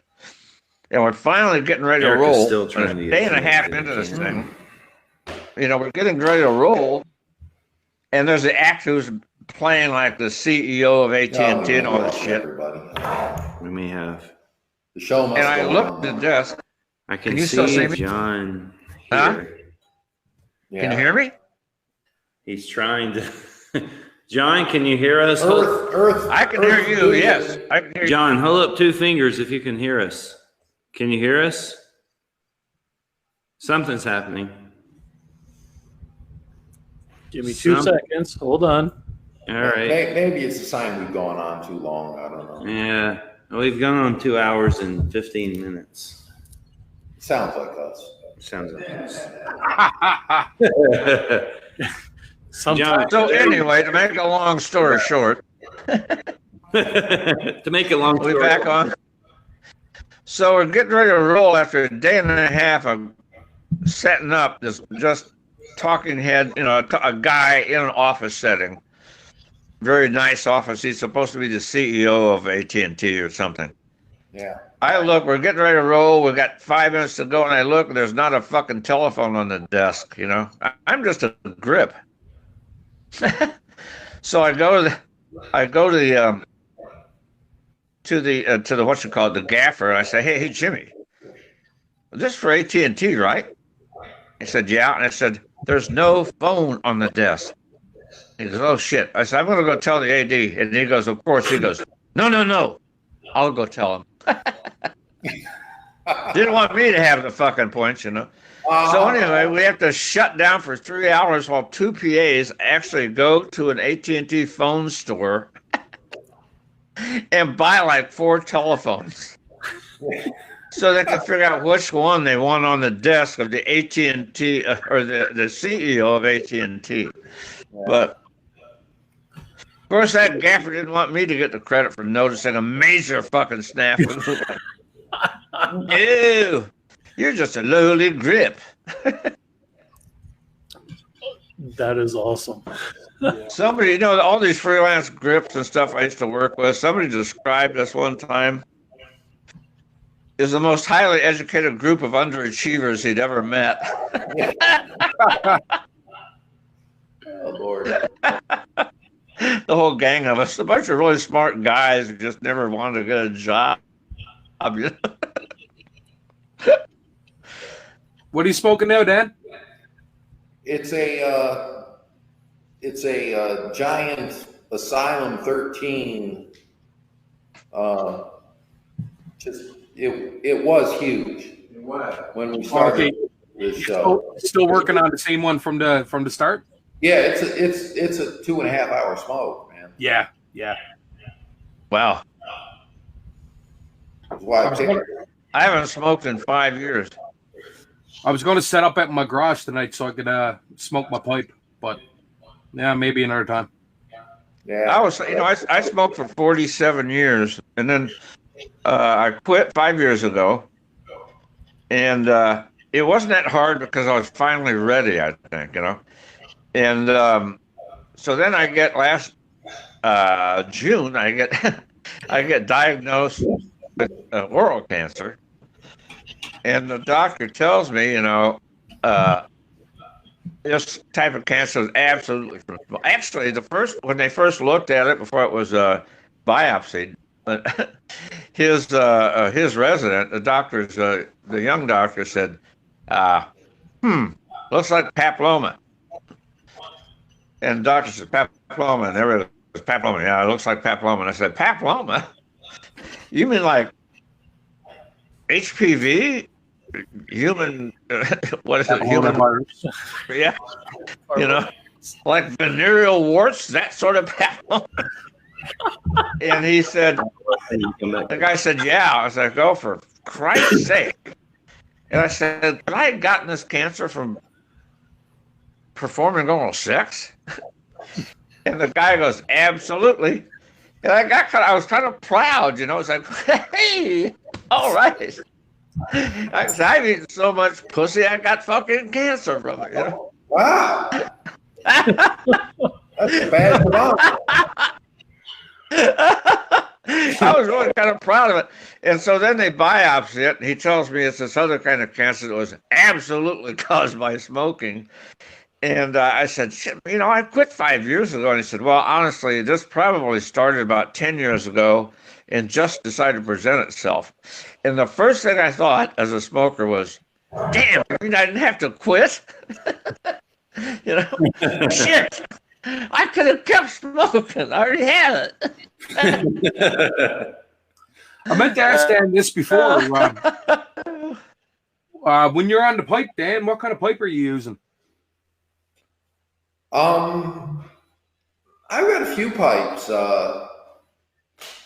There was one I bought actually in Louisiana that I really like. It's shit. I can't remember what kind it is.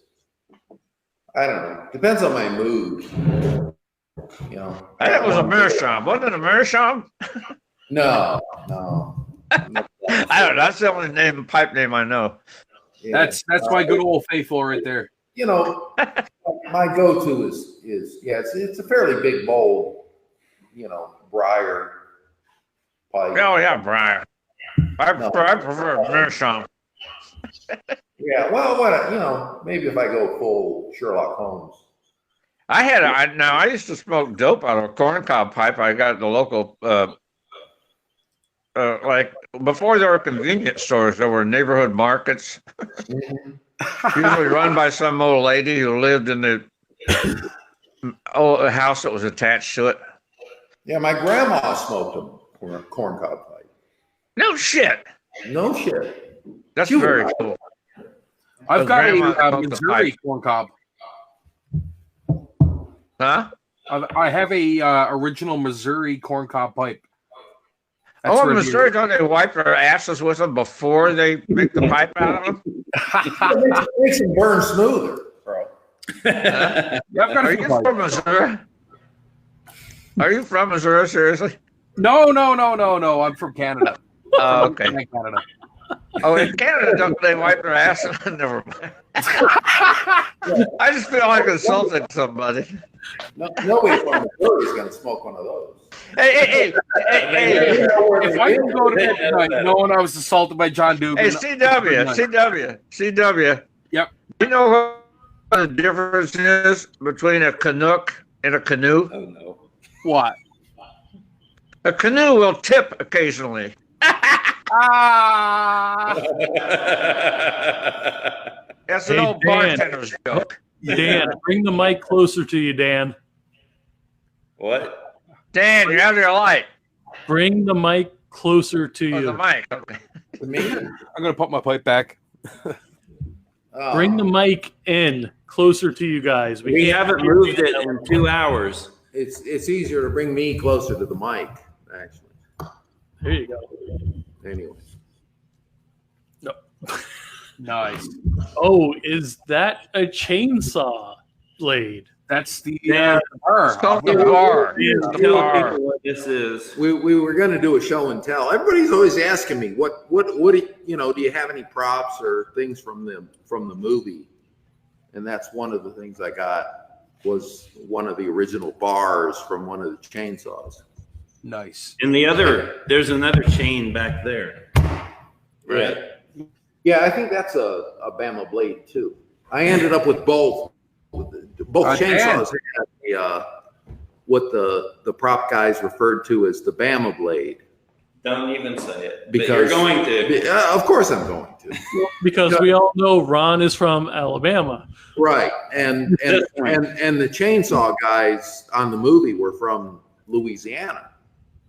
And so they always referred to the chainsaws without teeth as the Bama blades.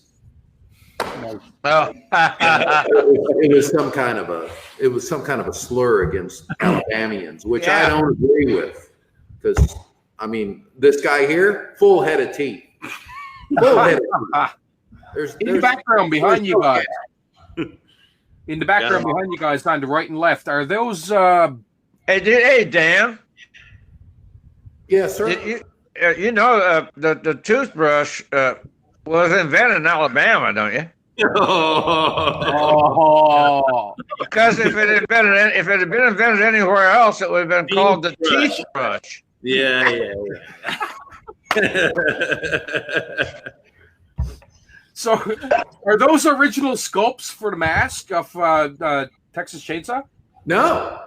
The one over there was one I made myself. It's made out of pigskin. Oh wow! Anyway, it was just something. It was my own little craft project, And then this one over here, I got to talking to somebody online, and he made some really cool masks. I said, "Oh, I want you to make me a mask." And Josh, I wish I could remember his name. I'm terrible at names, and I apologize. Huh? What? I'm terrible at names, and I apologize to Josh for not remembering his name. Oh. But anyway, I'll find it and I'll post a comment maybe. So you made your own mask out of pigskin? Yeah, that one is pigskin. The one you wore on screen? No, Oh. no, that the on-screen masks were all those were made by K&B Effects. But those bust. Yeah, those they're actually on my head from the movie. When they made the original mask for the movie, they cast my head, Right. which is a wonderful. Been there. Everybody should have their head made. Oh, I've been there several times, man. Yeah, that was good. Yeah, back in the day, didn't they used to use like KY jelly or something? Well, I No. hope they still use it. They still use KY? Well, Sculpt? Bust sculpt? Well, they put Vaseline. They put Vaseline or something on your face so that the mold comes off easier. Yeah. No, nobody touched me with KY. That's what I was getting at. Okay. Kentucky jelly. Yeah, I don't know. I don't know where you get your masks made, but not mine. No, when I talked to Nick Vince when he had the Chatterer makeup on, he said that they used to use KY on his face in order to get the prostheses off easier. Huh? Yeah. I don't know. I think Well, no, the whole head cast or the whole face cast, they do put something. They put like Vaseline or something on there so it comes off easier. Yeah. Bastards. They didn't tell me what it was. Sorry to break it to you. That could be unfortunate. Absolutely. Yeah. I don't know. I don't remember being lubed up like that. It could have happened. Okay, Ron, this is your opportunity. Dan just said he doesn't recall being lubed up. What? And why is this my opportunity? Yeah, that I'm questioning that. He too. picks on your drinks, so I figured you'd be able to. What? You're going somewhere I don't know how to come back from. All right, I can never. I What? figured it was an easy. I'm trying to follow you, Joe. Wow. Hey, Okay. hey, Joe. Hey, that's between Ron and me, by the way. Hey, Joe. Check your phone. Erica's really trying to get in. Check your phone. I gave you her phone number. Please try to call her and help her. We'll entertain Joe and CW and John for a few minutes. I know you have to walk outside to do that. All right, I'm bailing. Okay. Is there a phone number involved, Ron? If so, I just texted to you. all right, cool. Okay. Sorry. And for anyone that's on looking for Erica, we're trying to get her online. Hopefully, Are there people actually listening to us? we do have viewers. We do. We have 13 of them left. There's There's 150. a little icon in the. There's an icon. Are there any questions that? Well, none of us can see them. I guess I was going to say, are there any questions from folks out watching? But I think Joe's the only one that could see them. One moment. There's a section there that says 155 comments. See all. I can see if I can bring up a couple. All right. Why don't we look at a couple of those while we're trying to get Erica in? I know there's people here that we're waiting to see her, and we've been trying to get her in. I've been waiting because I told everyone Erica's going to be shot out of the cannon when she comes on. Okay, so you guys might be more familiar with this. Does the name Eric Buress sound familiar? Yes, it very much does. We've had steak with Eric, and he was one of the guys that built the house. Yeah, he said in the comments it was hot building that damn house. All right. Yes, it was. That had to be miserable. Real quick, we're going to say goodbye. Lloyd, thank you very for much. coming. Pleasure. Gonna put myself to bed. All right. Oh, good night. Thank you. The pleasure to meet you all. Good to see you, And I'll man. see you next time. Good Nice to to see meet you. you. Oh, yeah. Thank you for Take coming. it easy, baby. Good to see Thanks you. for the time. See you. See you. Thank you. Yeah. Let me see what else I can find. I didn't meet you, but thank you for coming. All right, back to Eric. So nice to meet you. Friends and family. Good to see you. I don't have anything else for Eric there, Dan, but I do have somebody by the name of Chris Attila. I hope I said that correctly. And I guess this is We know Chris. okay. He said earlier in the broadcast, I'm not sure what film this pertains to, but does one pay for human organs with cash only? That would be Slaughter Farm. Well, it depends on how you. I think so. To me, it sounds like a cash only business. But Right. Yeah. Where you can from my old, you're not going to put on your credit card. from the old days when I used to occasionally sell illegal things, I would say cash is probably the way to go. Yeah, now it's Bitcoins, you know. Oh yeah, well we didn't have that. CW, anything else? I'm looking, guys. Lance Wagner said, I guess this is to Ron and Dan. I have seen you both in person and met you. I was scared. Or sorry, I don't know. Yeah, I've seen you both in person. I was scared. Well, to Lance's defense, he's, not as, he's not as tall, but he's normal. He's normal. We're abnormal. Yeah. So. They're freaks, Lance man. is a good Don't be player. fighting over. Love you, buddy. You can take them. You can take guys. them. They're really clumsy. They're big galupas, clumsy oafs. Oh, Steve Gray wrote in at 22 minutes and 54 seconds off the podcast or broadcast, whatever you want to call it. He'd like to know. If this is an Edgar question, don't answer it. Don't ask it. If it's an Edgar question, don't ask it. No. Me. Okay, go ahead then. Yeah. Dan, how did you come to purchase a church, and what's the history? That is a bad question. Good question. Well, I've been coming to Central New York, just for vacations I've been here a few times, and driving through the countryside, I'd see all these beautiful barns, and I thought, fuck, I'd love to have a barn. A barn is great to, because you can have all your stuff in it and live with it and, live right in the barn. But my wife is actually, the first time I came here, I was not married.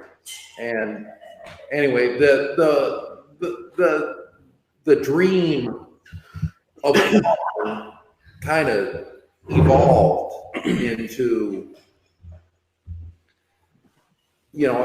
I wanted an architecturally significant barn. And then, I don't know, it all just kind of morphed into, a church.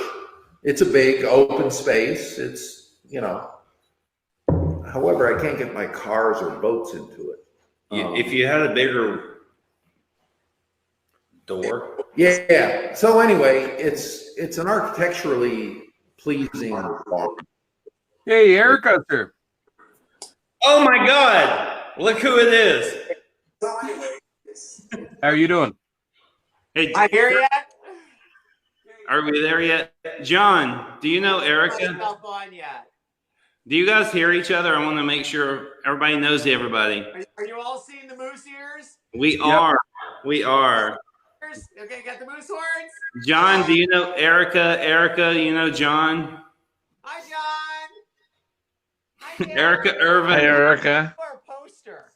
American Horror Story finally made it in the room. I don't know what happened. Craziness. Craziness. We've been texting. Erica's been trying to get in, and welcome. Well, thank you for having me.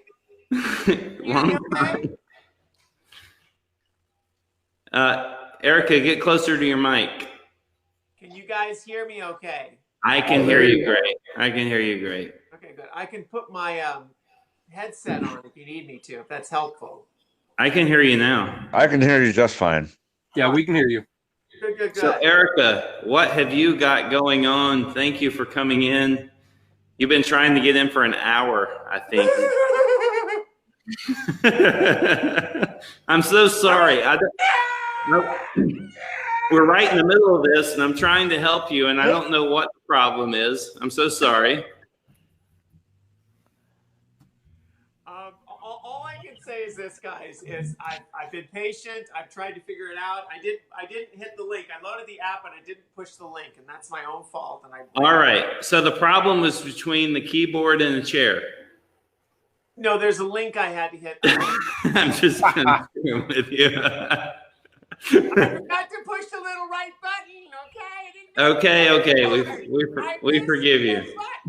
Joe is trying to warn us and tell us that Erica's volume level is very low. I know she can talk louder.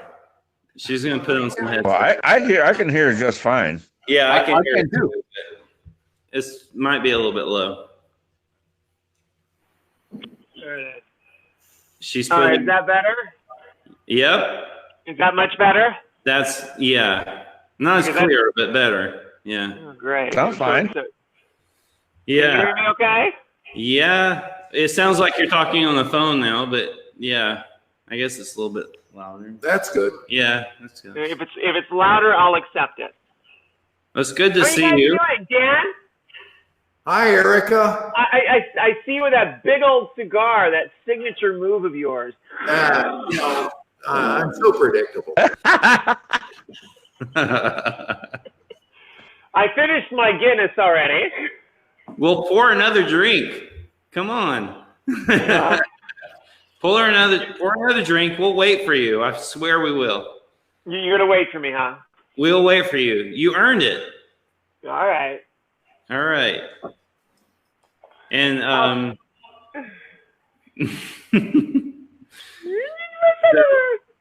so there's you're already dousing it. Look at that. Huh? Look at you just dousing it. Give me a second. I'll be right back. I'll pour a drink, okay? You earned it. It took a while to get in. Give me a couple seconds. Be We right will. back. We'll wait for you. I swear. Hey, Joe. Oh, look who's back. We got it fixed. A phone call. It fixed it. Where is everybody? Okay, you guys are in New York. Where are you? I'm in Florida. I'm originally from New York, but yeah, I got Well, transplanted. half of the people who live in Florida originally from New York is like. You got any fish jokes? Oh, Martin, you know John? that Martin Mull, you know that Martin Mull song, Am I in Heaven or Am I in Miami? You know that one? I thought you were to come up with like a fish joke or something. So I was like, I'll take it. am I getting tan or am I getting freckles? I hope it's tan because I'm spending lots of shekels. Spell Miami and then ask me why. Am I in heaven or am I in Miami? We got John singing. Oh, sometimes I just crack myself up, man. Yeah. I Sorry. got to catch up with you guys. I just poured a bourbon. There you You guys go. are way ahead of me. There you go. We are. Getting a little light here. I'm trying to get my bourbon and Coke going, okay? So I'm catching up. So wait a minute, Erica. How much of that is bourbon? How much is Coke? Is it Yeah, really. Coke for color? I would say when it started was right here, and then there's a little, I don't know, shot. It can't be that much. You still got clothes on. We have to tell him a story when, oh my God, Dan, Ron, and Robert Mukes were there, and we were all being shot. And there's this classic picture of us just like. Joe, I knew this was going to come up. Joe has pictures. I got a picture. Is it? Wait a second. It's the series we were backstage at. It's the four of us: Robert Mukes, Dan, and Erica. I gotta drop out in order to bring the picture up, but I will absolutely bring that up. Okay. All right. You were It's a fun backstage where? picture. It's a really fun picture. I don't know what it was. There it is. The photographer was taking all these great shots, and I just decided cut your to heads say, off. My God, oh God, this is like, it's so rare for me to have three guys that are as tall as I am at the same time. So I'm going, can we shoot a porn? Maybe do a threesome? No, that's And not what you said. I forgot what it was. It was something I said that just made it. It was Robert I remember. Newton. I What did remember. he- So, Joe, if you can go to the next picture when Robert Mukes lost it because Erica was standing right next to him. Oh, this one, your heads are all cut off. Oh, well, I think it's showing up on the you can't see it, John, but I think it's I'm showing looking up. right there. Okay. I don't. No, so Erica kind of says over to Robert, and Robert's Robert's trying to look badass in this picture, as you can see. Oh, of course. Yeah. Oh, he's always trying to look badass. He's got. Yeah, He's trying to look badass. And then he loses it. Joe, there's another picture where Robert looks over at Dan and I, and he's got unfortunately, I had it, but I don't have it now for some reason. All right. Well, anyway. But yeah, he was friggin' cracking up. Robert's looking all serious. Robert's looking all serious and badass. And Dan and I are over here just trying to, Dan and I are smiling. We're doing our thing. And Erica turns over to all of us and she's like, fuck horror. Let's make a porno. And then Robert loses it. And he looks over at us. And Dan never keeps his composure. I don't think I do either. But Robert, he lost it. That was good. That was a fun time. That was in Worcester. I like any picture where I'm the little one. Yeah. Dan was the shortest. You were actually the runt in that one. Yeah. Rare. I bet that's rare for you. That's Well, Erica, you're not standing up right there. I thought maybe Okay. you guys would get together and pick me up, but you didn't. That's okay. That was a good time. That was the first time we all met. And it was because Dan and I were sitting next to Robert and Erica. That weekend, it was Erica and Naomi, right? Yes. Naomi. Yeah, there's a picture. And that entire weekend, between Erica and Naomi, they had this line that went, it was insane. It was insane. You guys were so busy signing autographs all day. And we'd look over like, man, American Horror Story is just like this cultural phenomenon. I don't know. Can you, Erica, tell us, how did you even get into that show? And it was a kick-ass thing that you were able to do. And I do have a complaint, Erica. So in the last season, a buddy of mine who knows that you and I are friends, he's like, oh, did you see the opening, American Horror Story? Erica's in it. And I'm like, no, she's in it. And I'm like, no, she would have told me. And I'm like, no. And then I watched it. And I'm like, motherfucker, there she is. So you were in the last season for like 3 shows and then something happened. But you were in Freak Show, which was awesome. So how did you get involved with American Horror Story? How did that all happen? Well, I showed up for an audition like pretty much everybody else does. And the part was originally slated for a guy, a character named Johnny Long in the Pants. They needed another tall fella. So I showed up at the casting office. There had to be at least, 24 big guys. This is my LA dating pool all in one place. So what do I have to do? Because I told my manager, okay, since I'm transsexual, I decided to say, okay, fine.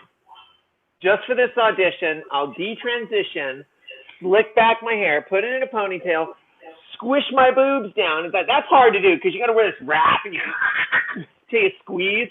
Yeah. Lower my voice, walk into the audition, nail it. Then they find out who I am and they rewrote the part for me. No shit. Wow. Yeah. That's awesome. That was fun. That was great. That's a career validation, and there it is right there in the picture, and that iconic red and blue, and I did this little thing where it's very similar to Rosie the Riveter. There was one day on set I wore a chambray shirt and I rolled up my sleeve and I did that, but I never took a picture of it because there were this show was so top secret that we weren't allowed to do any kind of stuff like that. So Yeah. this show is very top secret. You can't do stuff like that. You have to keep it all, down low. So I got Until they to ask. Huh? So I have to ask. I literally just saw on CNN a couple of days ago about the new season. It's all going to be slasher based. Yeah. Any chance of Erica Irvin? Let me just say that the trailers can be slightly deceiving. Yeah. It may be like a slasher. Right. Or. Right. Yeah. I don't know what it is. To tell you the truth, I couldn't tell you if I knew. I'm not allowed to. I was flipping through CNN a couple of days ago. I saw AHS, and I'm like, "What the hell is this?" So, good deal. Well, the show is very. It's a very closely guarded secret. The script, the storyline, and everything they do. So everything is released, very calculated by the marketing department. Right. Yeah, they do a great job. Absolutely. They do a fantastic job. They do a phenomenal job of getting butts and seats and eyes on the screen. That's their job. That's what they do. Yeah, good and I deal. think Freak Show, when it aired, had like a 10.1 or 11 million viewership. It was amazing. Yeah. Well, you can say anything you want here because nobody's watching. Yeah, there's only 15 people watching now. This is practically a private conversation. It's between us. No one's going to know. Well, again, I'm telling you the truth. It was about either between 10 and 11 million people watched it. Yeah. They did really well. We were nominated for 20 Emmys for that season. I went to the Emmy Awards, and I had a lovely time. I saw you there with Jody. Little The short. little one? Well, we have a couple short people. We have. Oh, Lady Gaga. You have all these pictures of Lady Gaga on the internet. Yeah. I got to party with Lady Gaga. That was fun. Jeez, that would be fun. Somebody's asking. That was a good time. There was a big party in the back, and it was all cordoned off. Only the stars were around there. It was very. You get this feeling of inclusion, and you've always wanted to arrive, and it just feels good. It's a good feeling to produce such a good work, and it's a lovely after party. Absolutely. Yeah. Wow. Yeah. You guys were talking about music and sound earlier. One of my favorite parts of television and film is the music. The music they do, not just the Foley guys, the guys that put the right, but the music, the noise and the tension, but the music that goes along with the movie is always that is the emotion of any moving picture. You have to. It's all subliminal, but it's absolutely essential to communicate what you're trying to tell, the story. It's the biggest tool in the toolbox to, making any movie. Or either that or naked women, naked men. Yeah, naked is the other thing. Naked makes people watch it. Violence, violence also works. Sex and violence is a few things people watch. Killing folks. And you guys were talking about Slaughter Farm. I'm very excited about that project. I hope we find an investor for that. Yeah, and just we got to keep telling them, explaining to them that it's it's not just one movie. It's the franchise. You lit it's a series. You lit a little bit of a fire this week, Erica, because you sent me this link on YouTube about some stuff going on with the Chinese, and not to point at them or anything, be politically correct, but around the whole organ trade. So it seems like it's a fear that's really viable right now, and we should be able to tap into it. It's in the zeitgeist. Yeah, definitely. It's in the I like that. Who said zeitgeist? Jaeger. I say zeitgeist, but I like zeitgeist. That's a good word. A very good descriptive word of what's going on.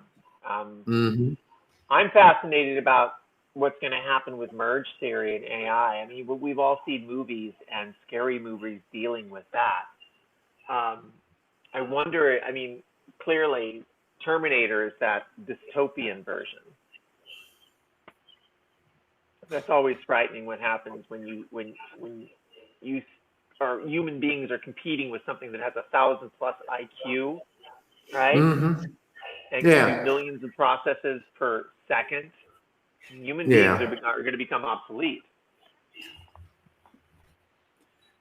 Dan, Ron? Or we're going to become bionic.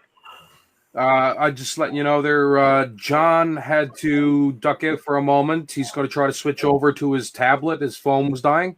Okay. Yeah, so he's going to try to get back.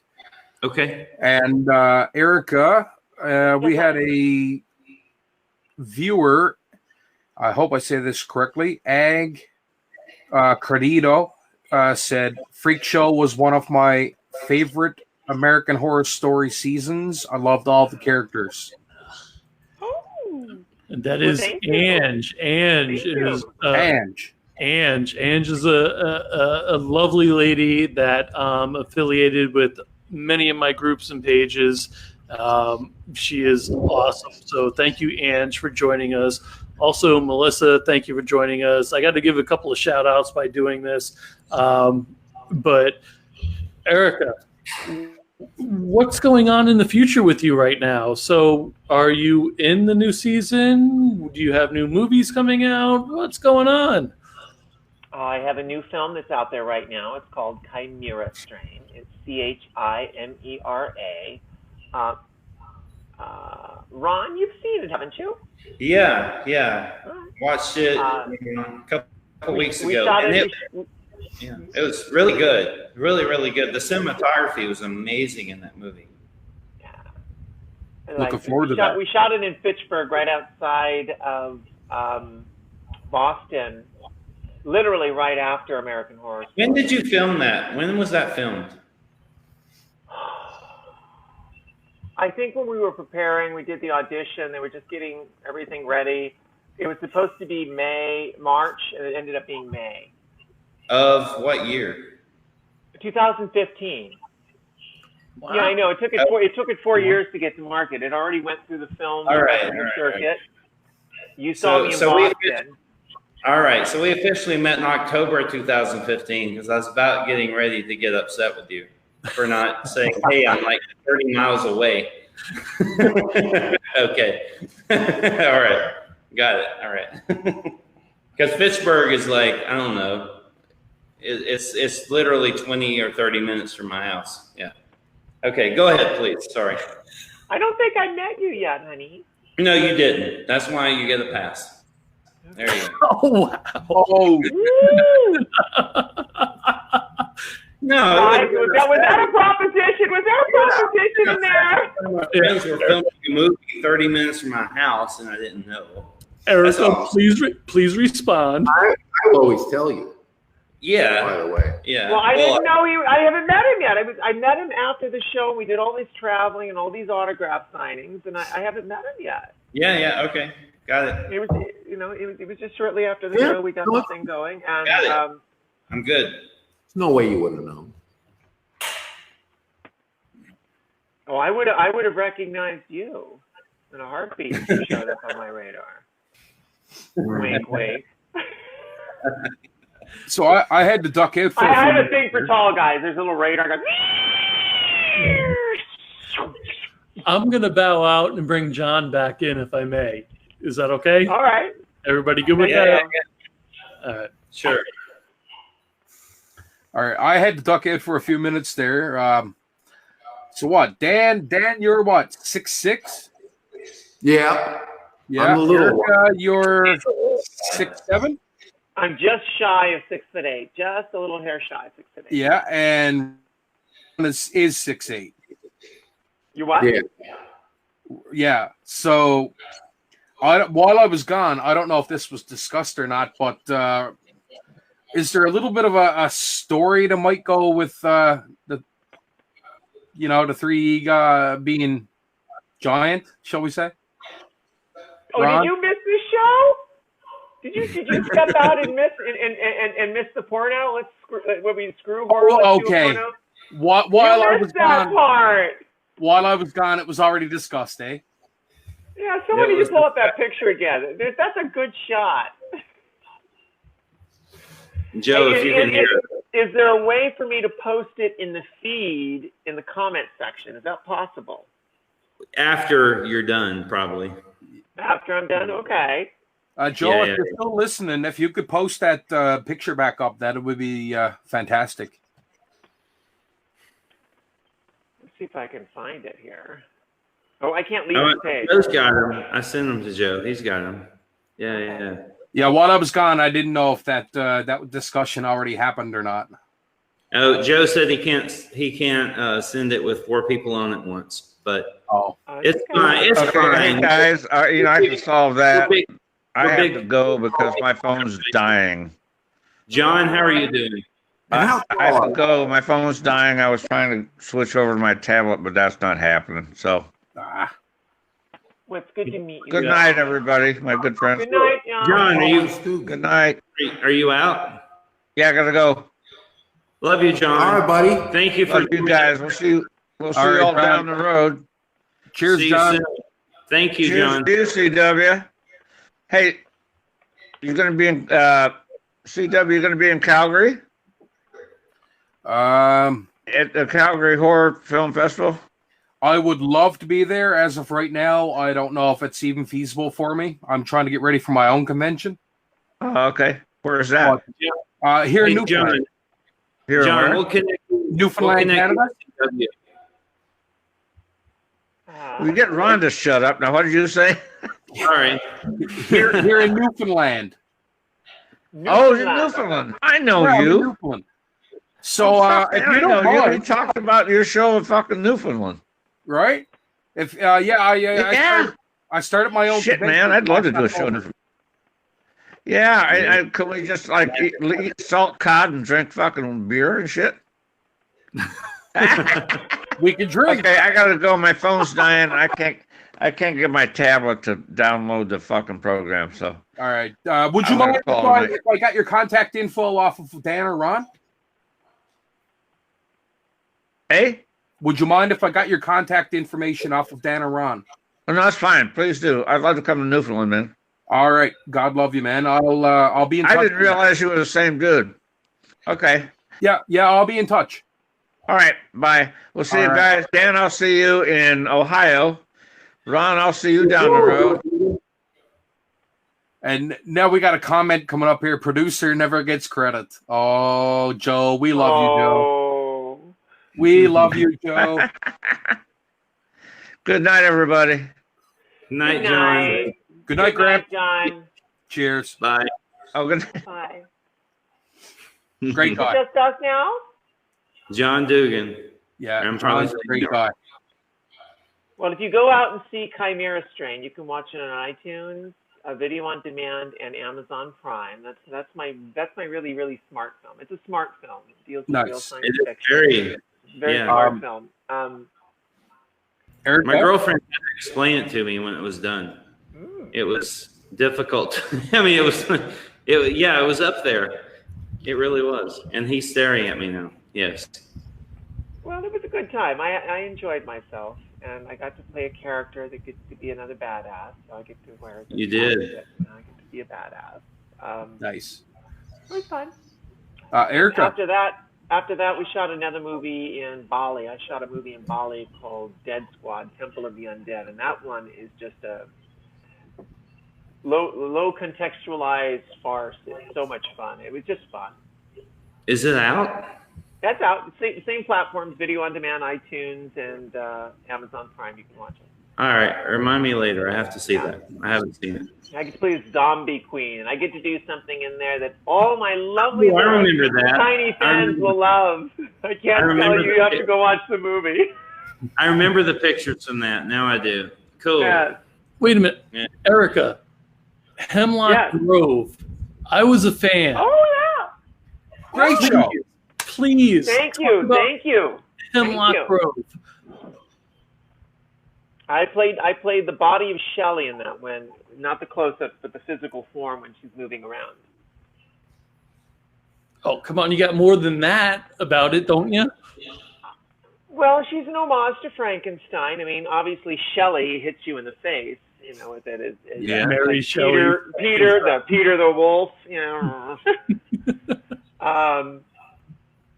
It's a fun film. It's actually, the book is really good.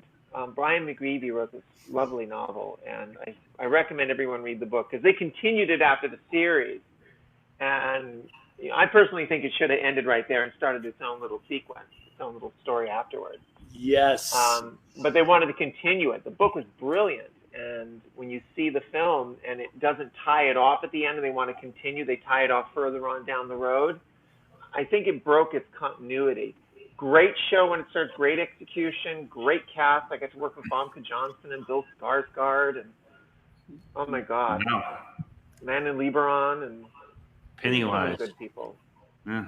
Pennywise, yes, I got to work with the actor. Absolutely. Yes. I've seen you in Hemlock Grove and AHS, but do you want to talk to the fans a little bit more about Chimera? Well, Chimera is a science fiction film. It's loosely based on Fermi's paradox and, you know, what happens when a scientist goes to extremes in order to save his family. Crosses a few ethical lines. That's all I'm going to say. I don't want to give you up too more. That's really fun, man. I get to work with Kathleen Quinlan, Henry Cusack from Lost and The 100, and we all know Kathleen Quinlan from Event Horizon. Yeah. And she was nominated for the Academy Award Best Supporting Actress in Apollo 13. She played the wife of Tom Hanks' character. That's a film I have to take in yet. Great film. I loved Event Horizon. I love this film. I got to work with her on it, and it was truly a blessing. And the chance to get this and to travel and to do good work like this. Our film is doing really well. I just can't wait for the next project. Dead Squad. I mean, Dead Squad was out. God, when was Dead Squad? Well, Dead Squad was released on the day of our premiere, so it was earlier in the month of February. What did we do? It was afterwards, so it was just sort of summer. So April, March. I can't remember when it came out. It came out before Dead Squad. Dead Squad started at the beginning of this year when it was cold. Then we finally released it. It went through a whole little circuit. We won Best Picture in Boston and Best Cinematography, and then it went through a whole little film festival circuit, and then it got released, and it's doing really well. So nice. I'm really blessed and very proud of it. I'm very proud of Chimera, personally, Chimera Strain. Yeah, Very I'm going to have smart. to take that in. Yeah, so I'm very proud of the film. It's really well put together. You want a good laugh and get drunk with your friends, go watch Dead Squad Temple of the Undead. It's gore porn on the 10th degree, and the zombies have a lot of fun. You're going to be rooting for the zombies at the end. Let's just put it that way. Absolutely. Zombies! Zombies! The zombies got to win at some point. You know. Thank you for that, Erica. I'm not going to do no spoilers. I'm going to give you the spoilers, you know? I got to work with Conan Stevens from Game of Thrones. He played one of the lead characters in that. Oh, wow. Huh? I said, oh, wow. What was your question up? He No, you said, said he oh, played wow. one of the You main froze characters up for a into it or second, whatever. Erica. Oh, he's taller than me. Conan Stevens is like right up here. It's like, wow. Maybe at 7 feet, right? He's big and big, like muscle. Oh.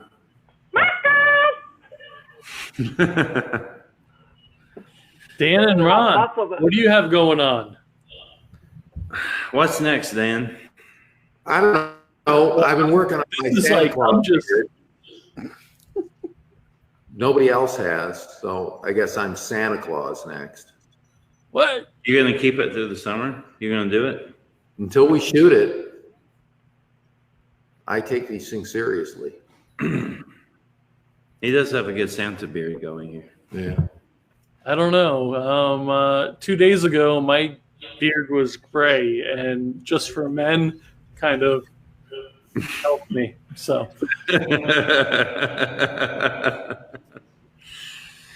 Anyway, so what's next for us? I don't know. So Santo film. It's a I can't say the word. Post-apocalyptic. Yeah, that word. Post-apocalyptic. We've all had a couple of drinks. Erica, have you been drinking tonight? I'm catching up. I'm working on it. What Okay. are you drinking? It's a post-apocalyptic. I started with a Guinness and Black, which is Guinness and black currant syrup, and then I went to Coke and bourbon. Nice. So I'm catching up. I can't drink the straight stuff like you hard drinking guys can. I can't pull that off. You guys can go for the straight stuff. I need to smooth it out a little bit. Erica, I was drinking a Jim Beam and Diet Cherry Coke, and nobody made fun of me. Dan, I'm pretty confident in saying if I put anything in a 15-year-old single malt scotch, I'd be dead to you. I'd slap you silly. Right?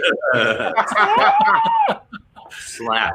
But I am now drinking. You know something? If I ever get to that day, I would welcome that slap 100. Yeah, well, you'll need it at that point. I mean, Yes. Yeah. I love that guy. He's awesome. I'm trying to. There's like a ton of questions and comments, guys, that I would have to go back 2 hours to.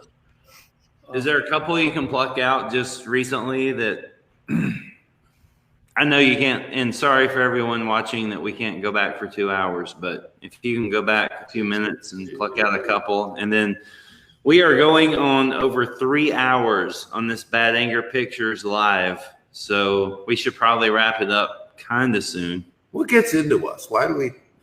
I don't know. Well, it's been fun. It happens. I got to tell you. It happens. It's good. Well, we really know why it goes on.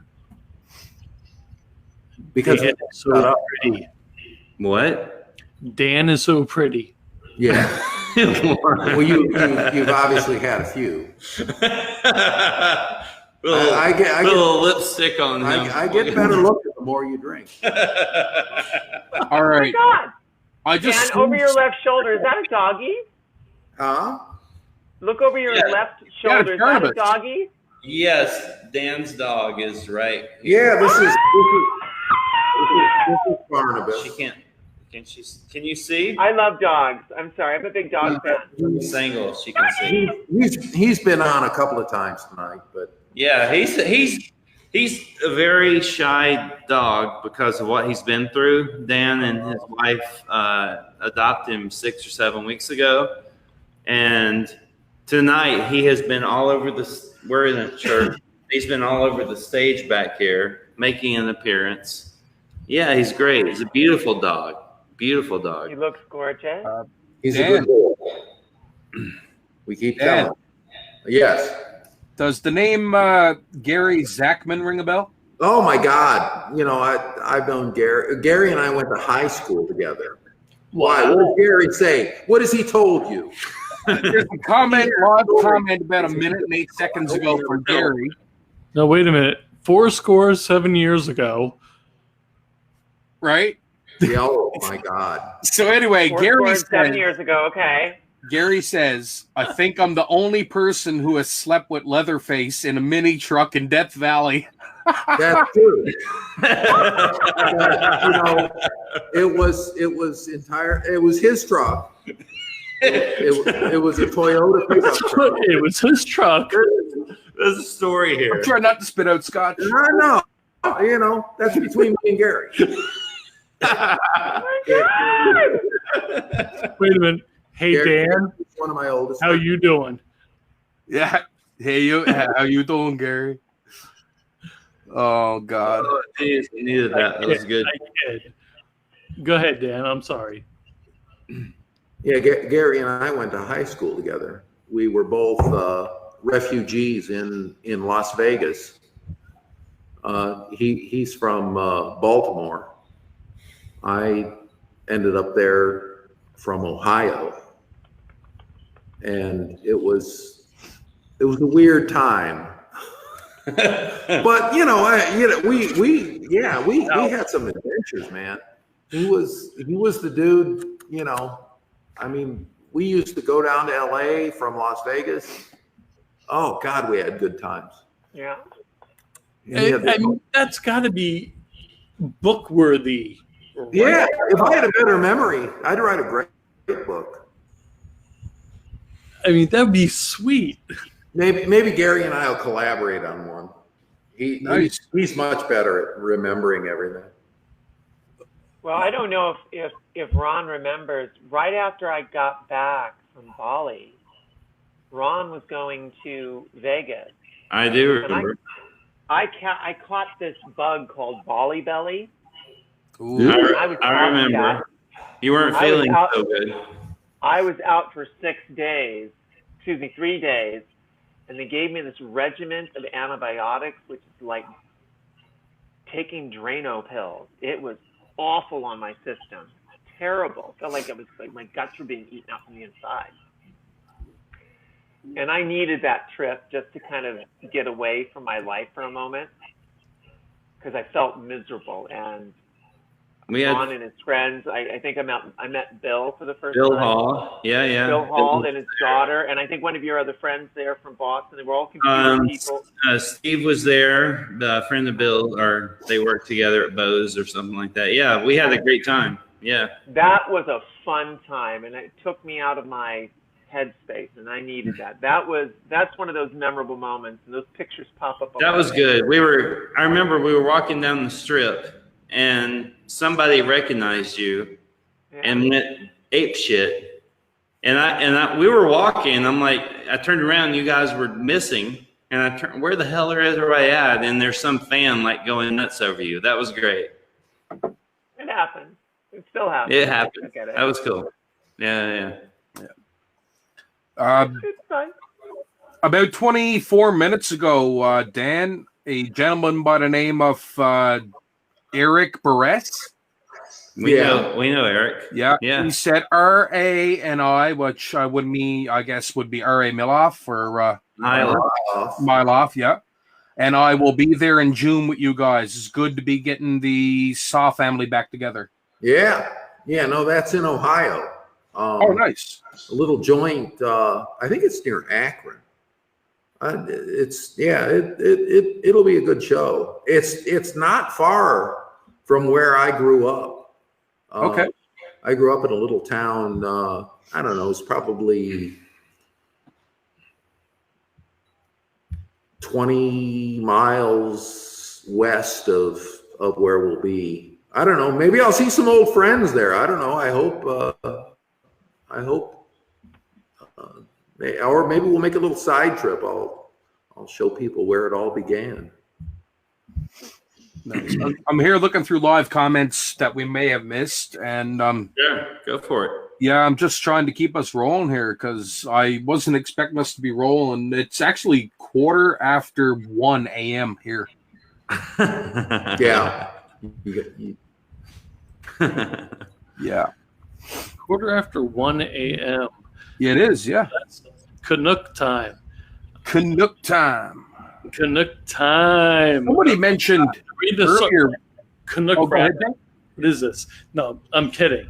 But you still have a few viewers here, and oh my gosh, the comments that you guys have, and unreal. If we do this again, guys, we have to pause for comments and questions because that is true. It's been unbelievable, and we couldn't interrupt through discussions.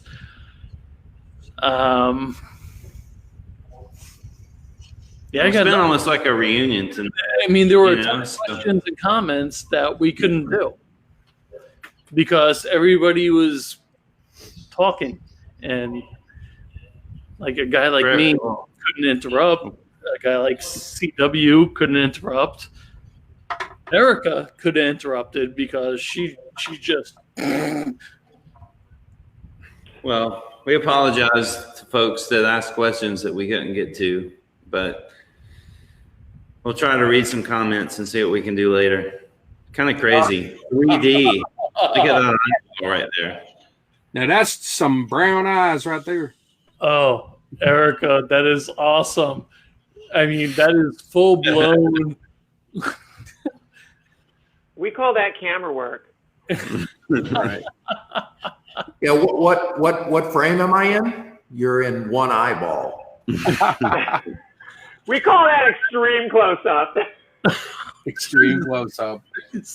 That's ophthalmology territory right there. Guys, it's been a lot of fun. It has been absolutely. Eric, thank you for joining us. Sorry you had such a hard. Before you do that, Ron, before you do that, I'm going to pull Erica. I'm going to pull her. Erica, where can we find you on social media and promote whatever you got? Well, you can catch me on AmazonEve.com or at AmazonEve on Twitter. Oh my God, there is my eye. You can catch Chimera Strain at select theaters. Probably easier for you to watch it on iTunes or Video on Demand or Amazon Prime. Those platforms, those are streaming platforms. Both my films, Dead Squad and Chimera Strain, are designed for that kind of platform to begin with. So I think everything is heading that direction in a lot of ways. And that's it. That's how to get a hold of me. Those are my two movies. I'm very excited about it. I can't give any information about American Horror Story Season 9 yet because I don't know yet. So. All right. Erica, I'd like to reach out to you if I could. Of course. Of course. Ron, Dan, would you share my information with Joe, please? Yeah, we will. Certainly will. Absolutely. Not Thank sure you, what guys. happened. Thank you. Joe disappeared. Thank you, Erica. You're welcome. Good to see things you. coming, Erica. Thanks, guys. Are we all done? Yeah, I think Good so. night. Good night. Damn, it's just us left. All right. Well, that was fun. It was. Did you have a good time? I had a good time. All right, me Did you have a too. good time?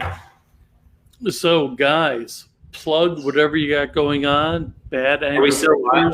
Are we still live? Yeah, we're still Yeah. live. Oh, we were kissing each other goodnight. I don't know what's going on. Was there tongue?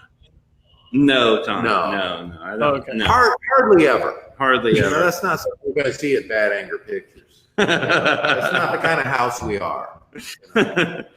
Joe, brother, for putting all this together. You took a day off and lost a day's pay today to do this for us. Thank you. It was great, man. There was a lot of freaking producing that we put on your back. Thank you. It was no worries. And CW dropped down for some reason. I don't know why. He's back. He is back. CW, thank you so much for hanging out with us all night. It's got to be like 2 o'clock in the morning for you. Thank you. 20 after 2. 20 after 1. Sorry. 20 after 1. Thank you for It was drinking fun. with us. It was fun. So, you know, I still have my head down working on this Volition short, which, you know, always takes More I don't than know. time than you think it's yeah, going to take. 1,000 times more effort than you think it'll take. But anyway, we're going to get it done, and it's going to be good. And then we've got a couple of other, you know, irons in the fire. We're always, you know, we're walking around like beggars with our hats in our hands, looking for money to make movies. And Well, you know, we've got, you know, 3 real viable projects that, you know, we hope, you know, you gotta keep hope alive, you know. But guys, it was a great evening. I had a blast. If we could do it again, I would much enjoy it. Dude, Joe, you reached out after our last Facebook and live and said, how can we help you? This became more than we could have imagined. And we really appreciate both of you guys for hanging out with us all night. And Fair We enough. can give her props. Absolutely. So, gentlemen, good night. If you ever need anything, let me know. I'll be more than happy to oblige. Good night, everybody. It was a great night. thank Thanks. you. Cheers. Thank you guys. Everybody. See you soon. Awesome time.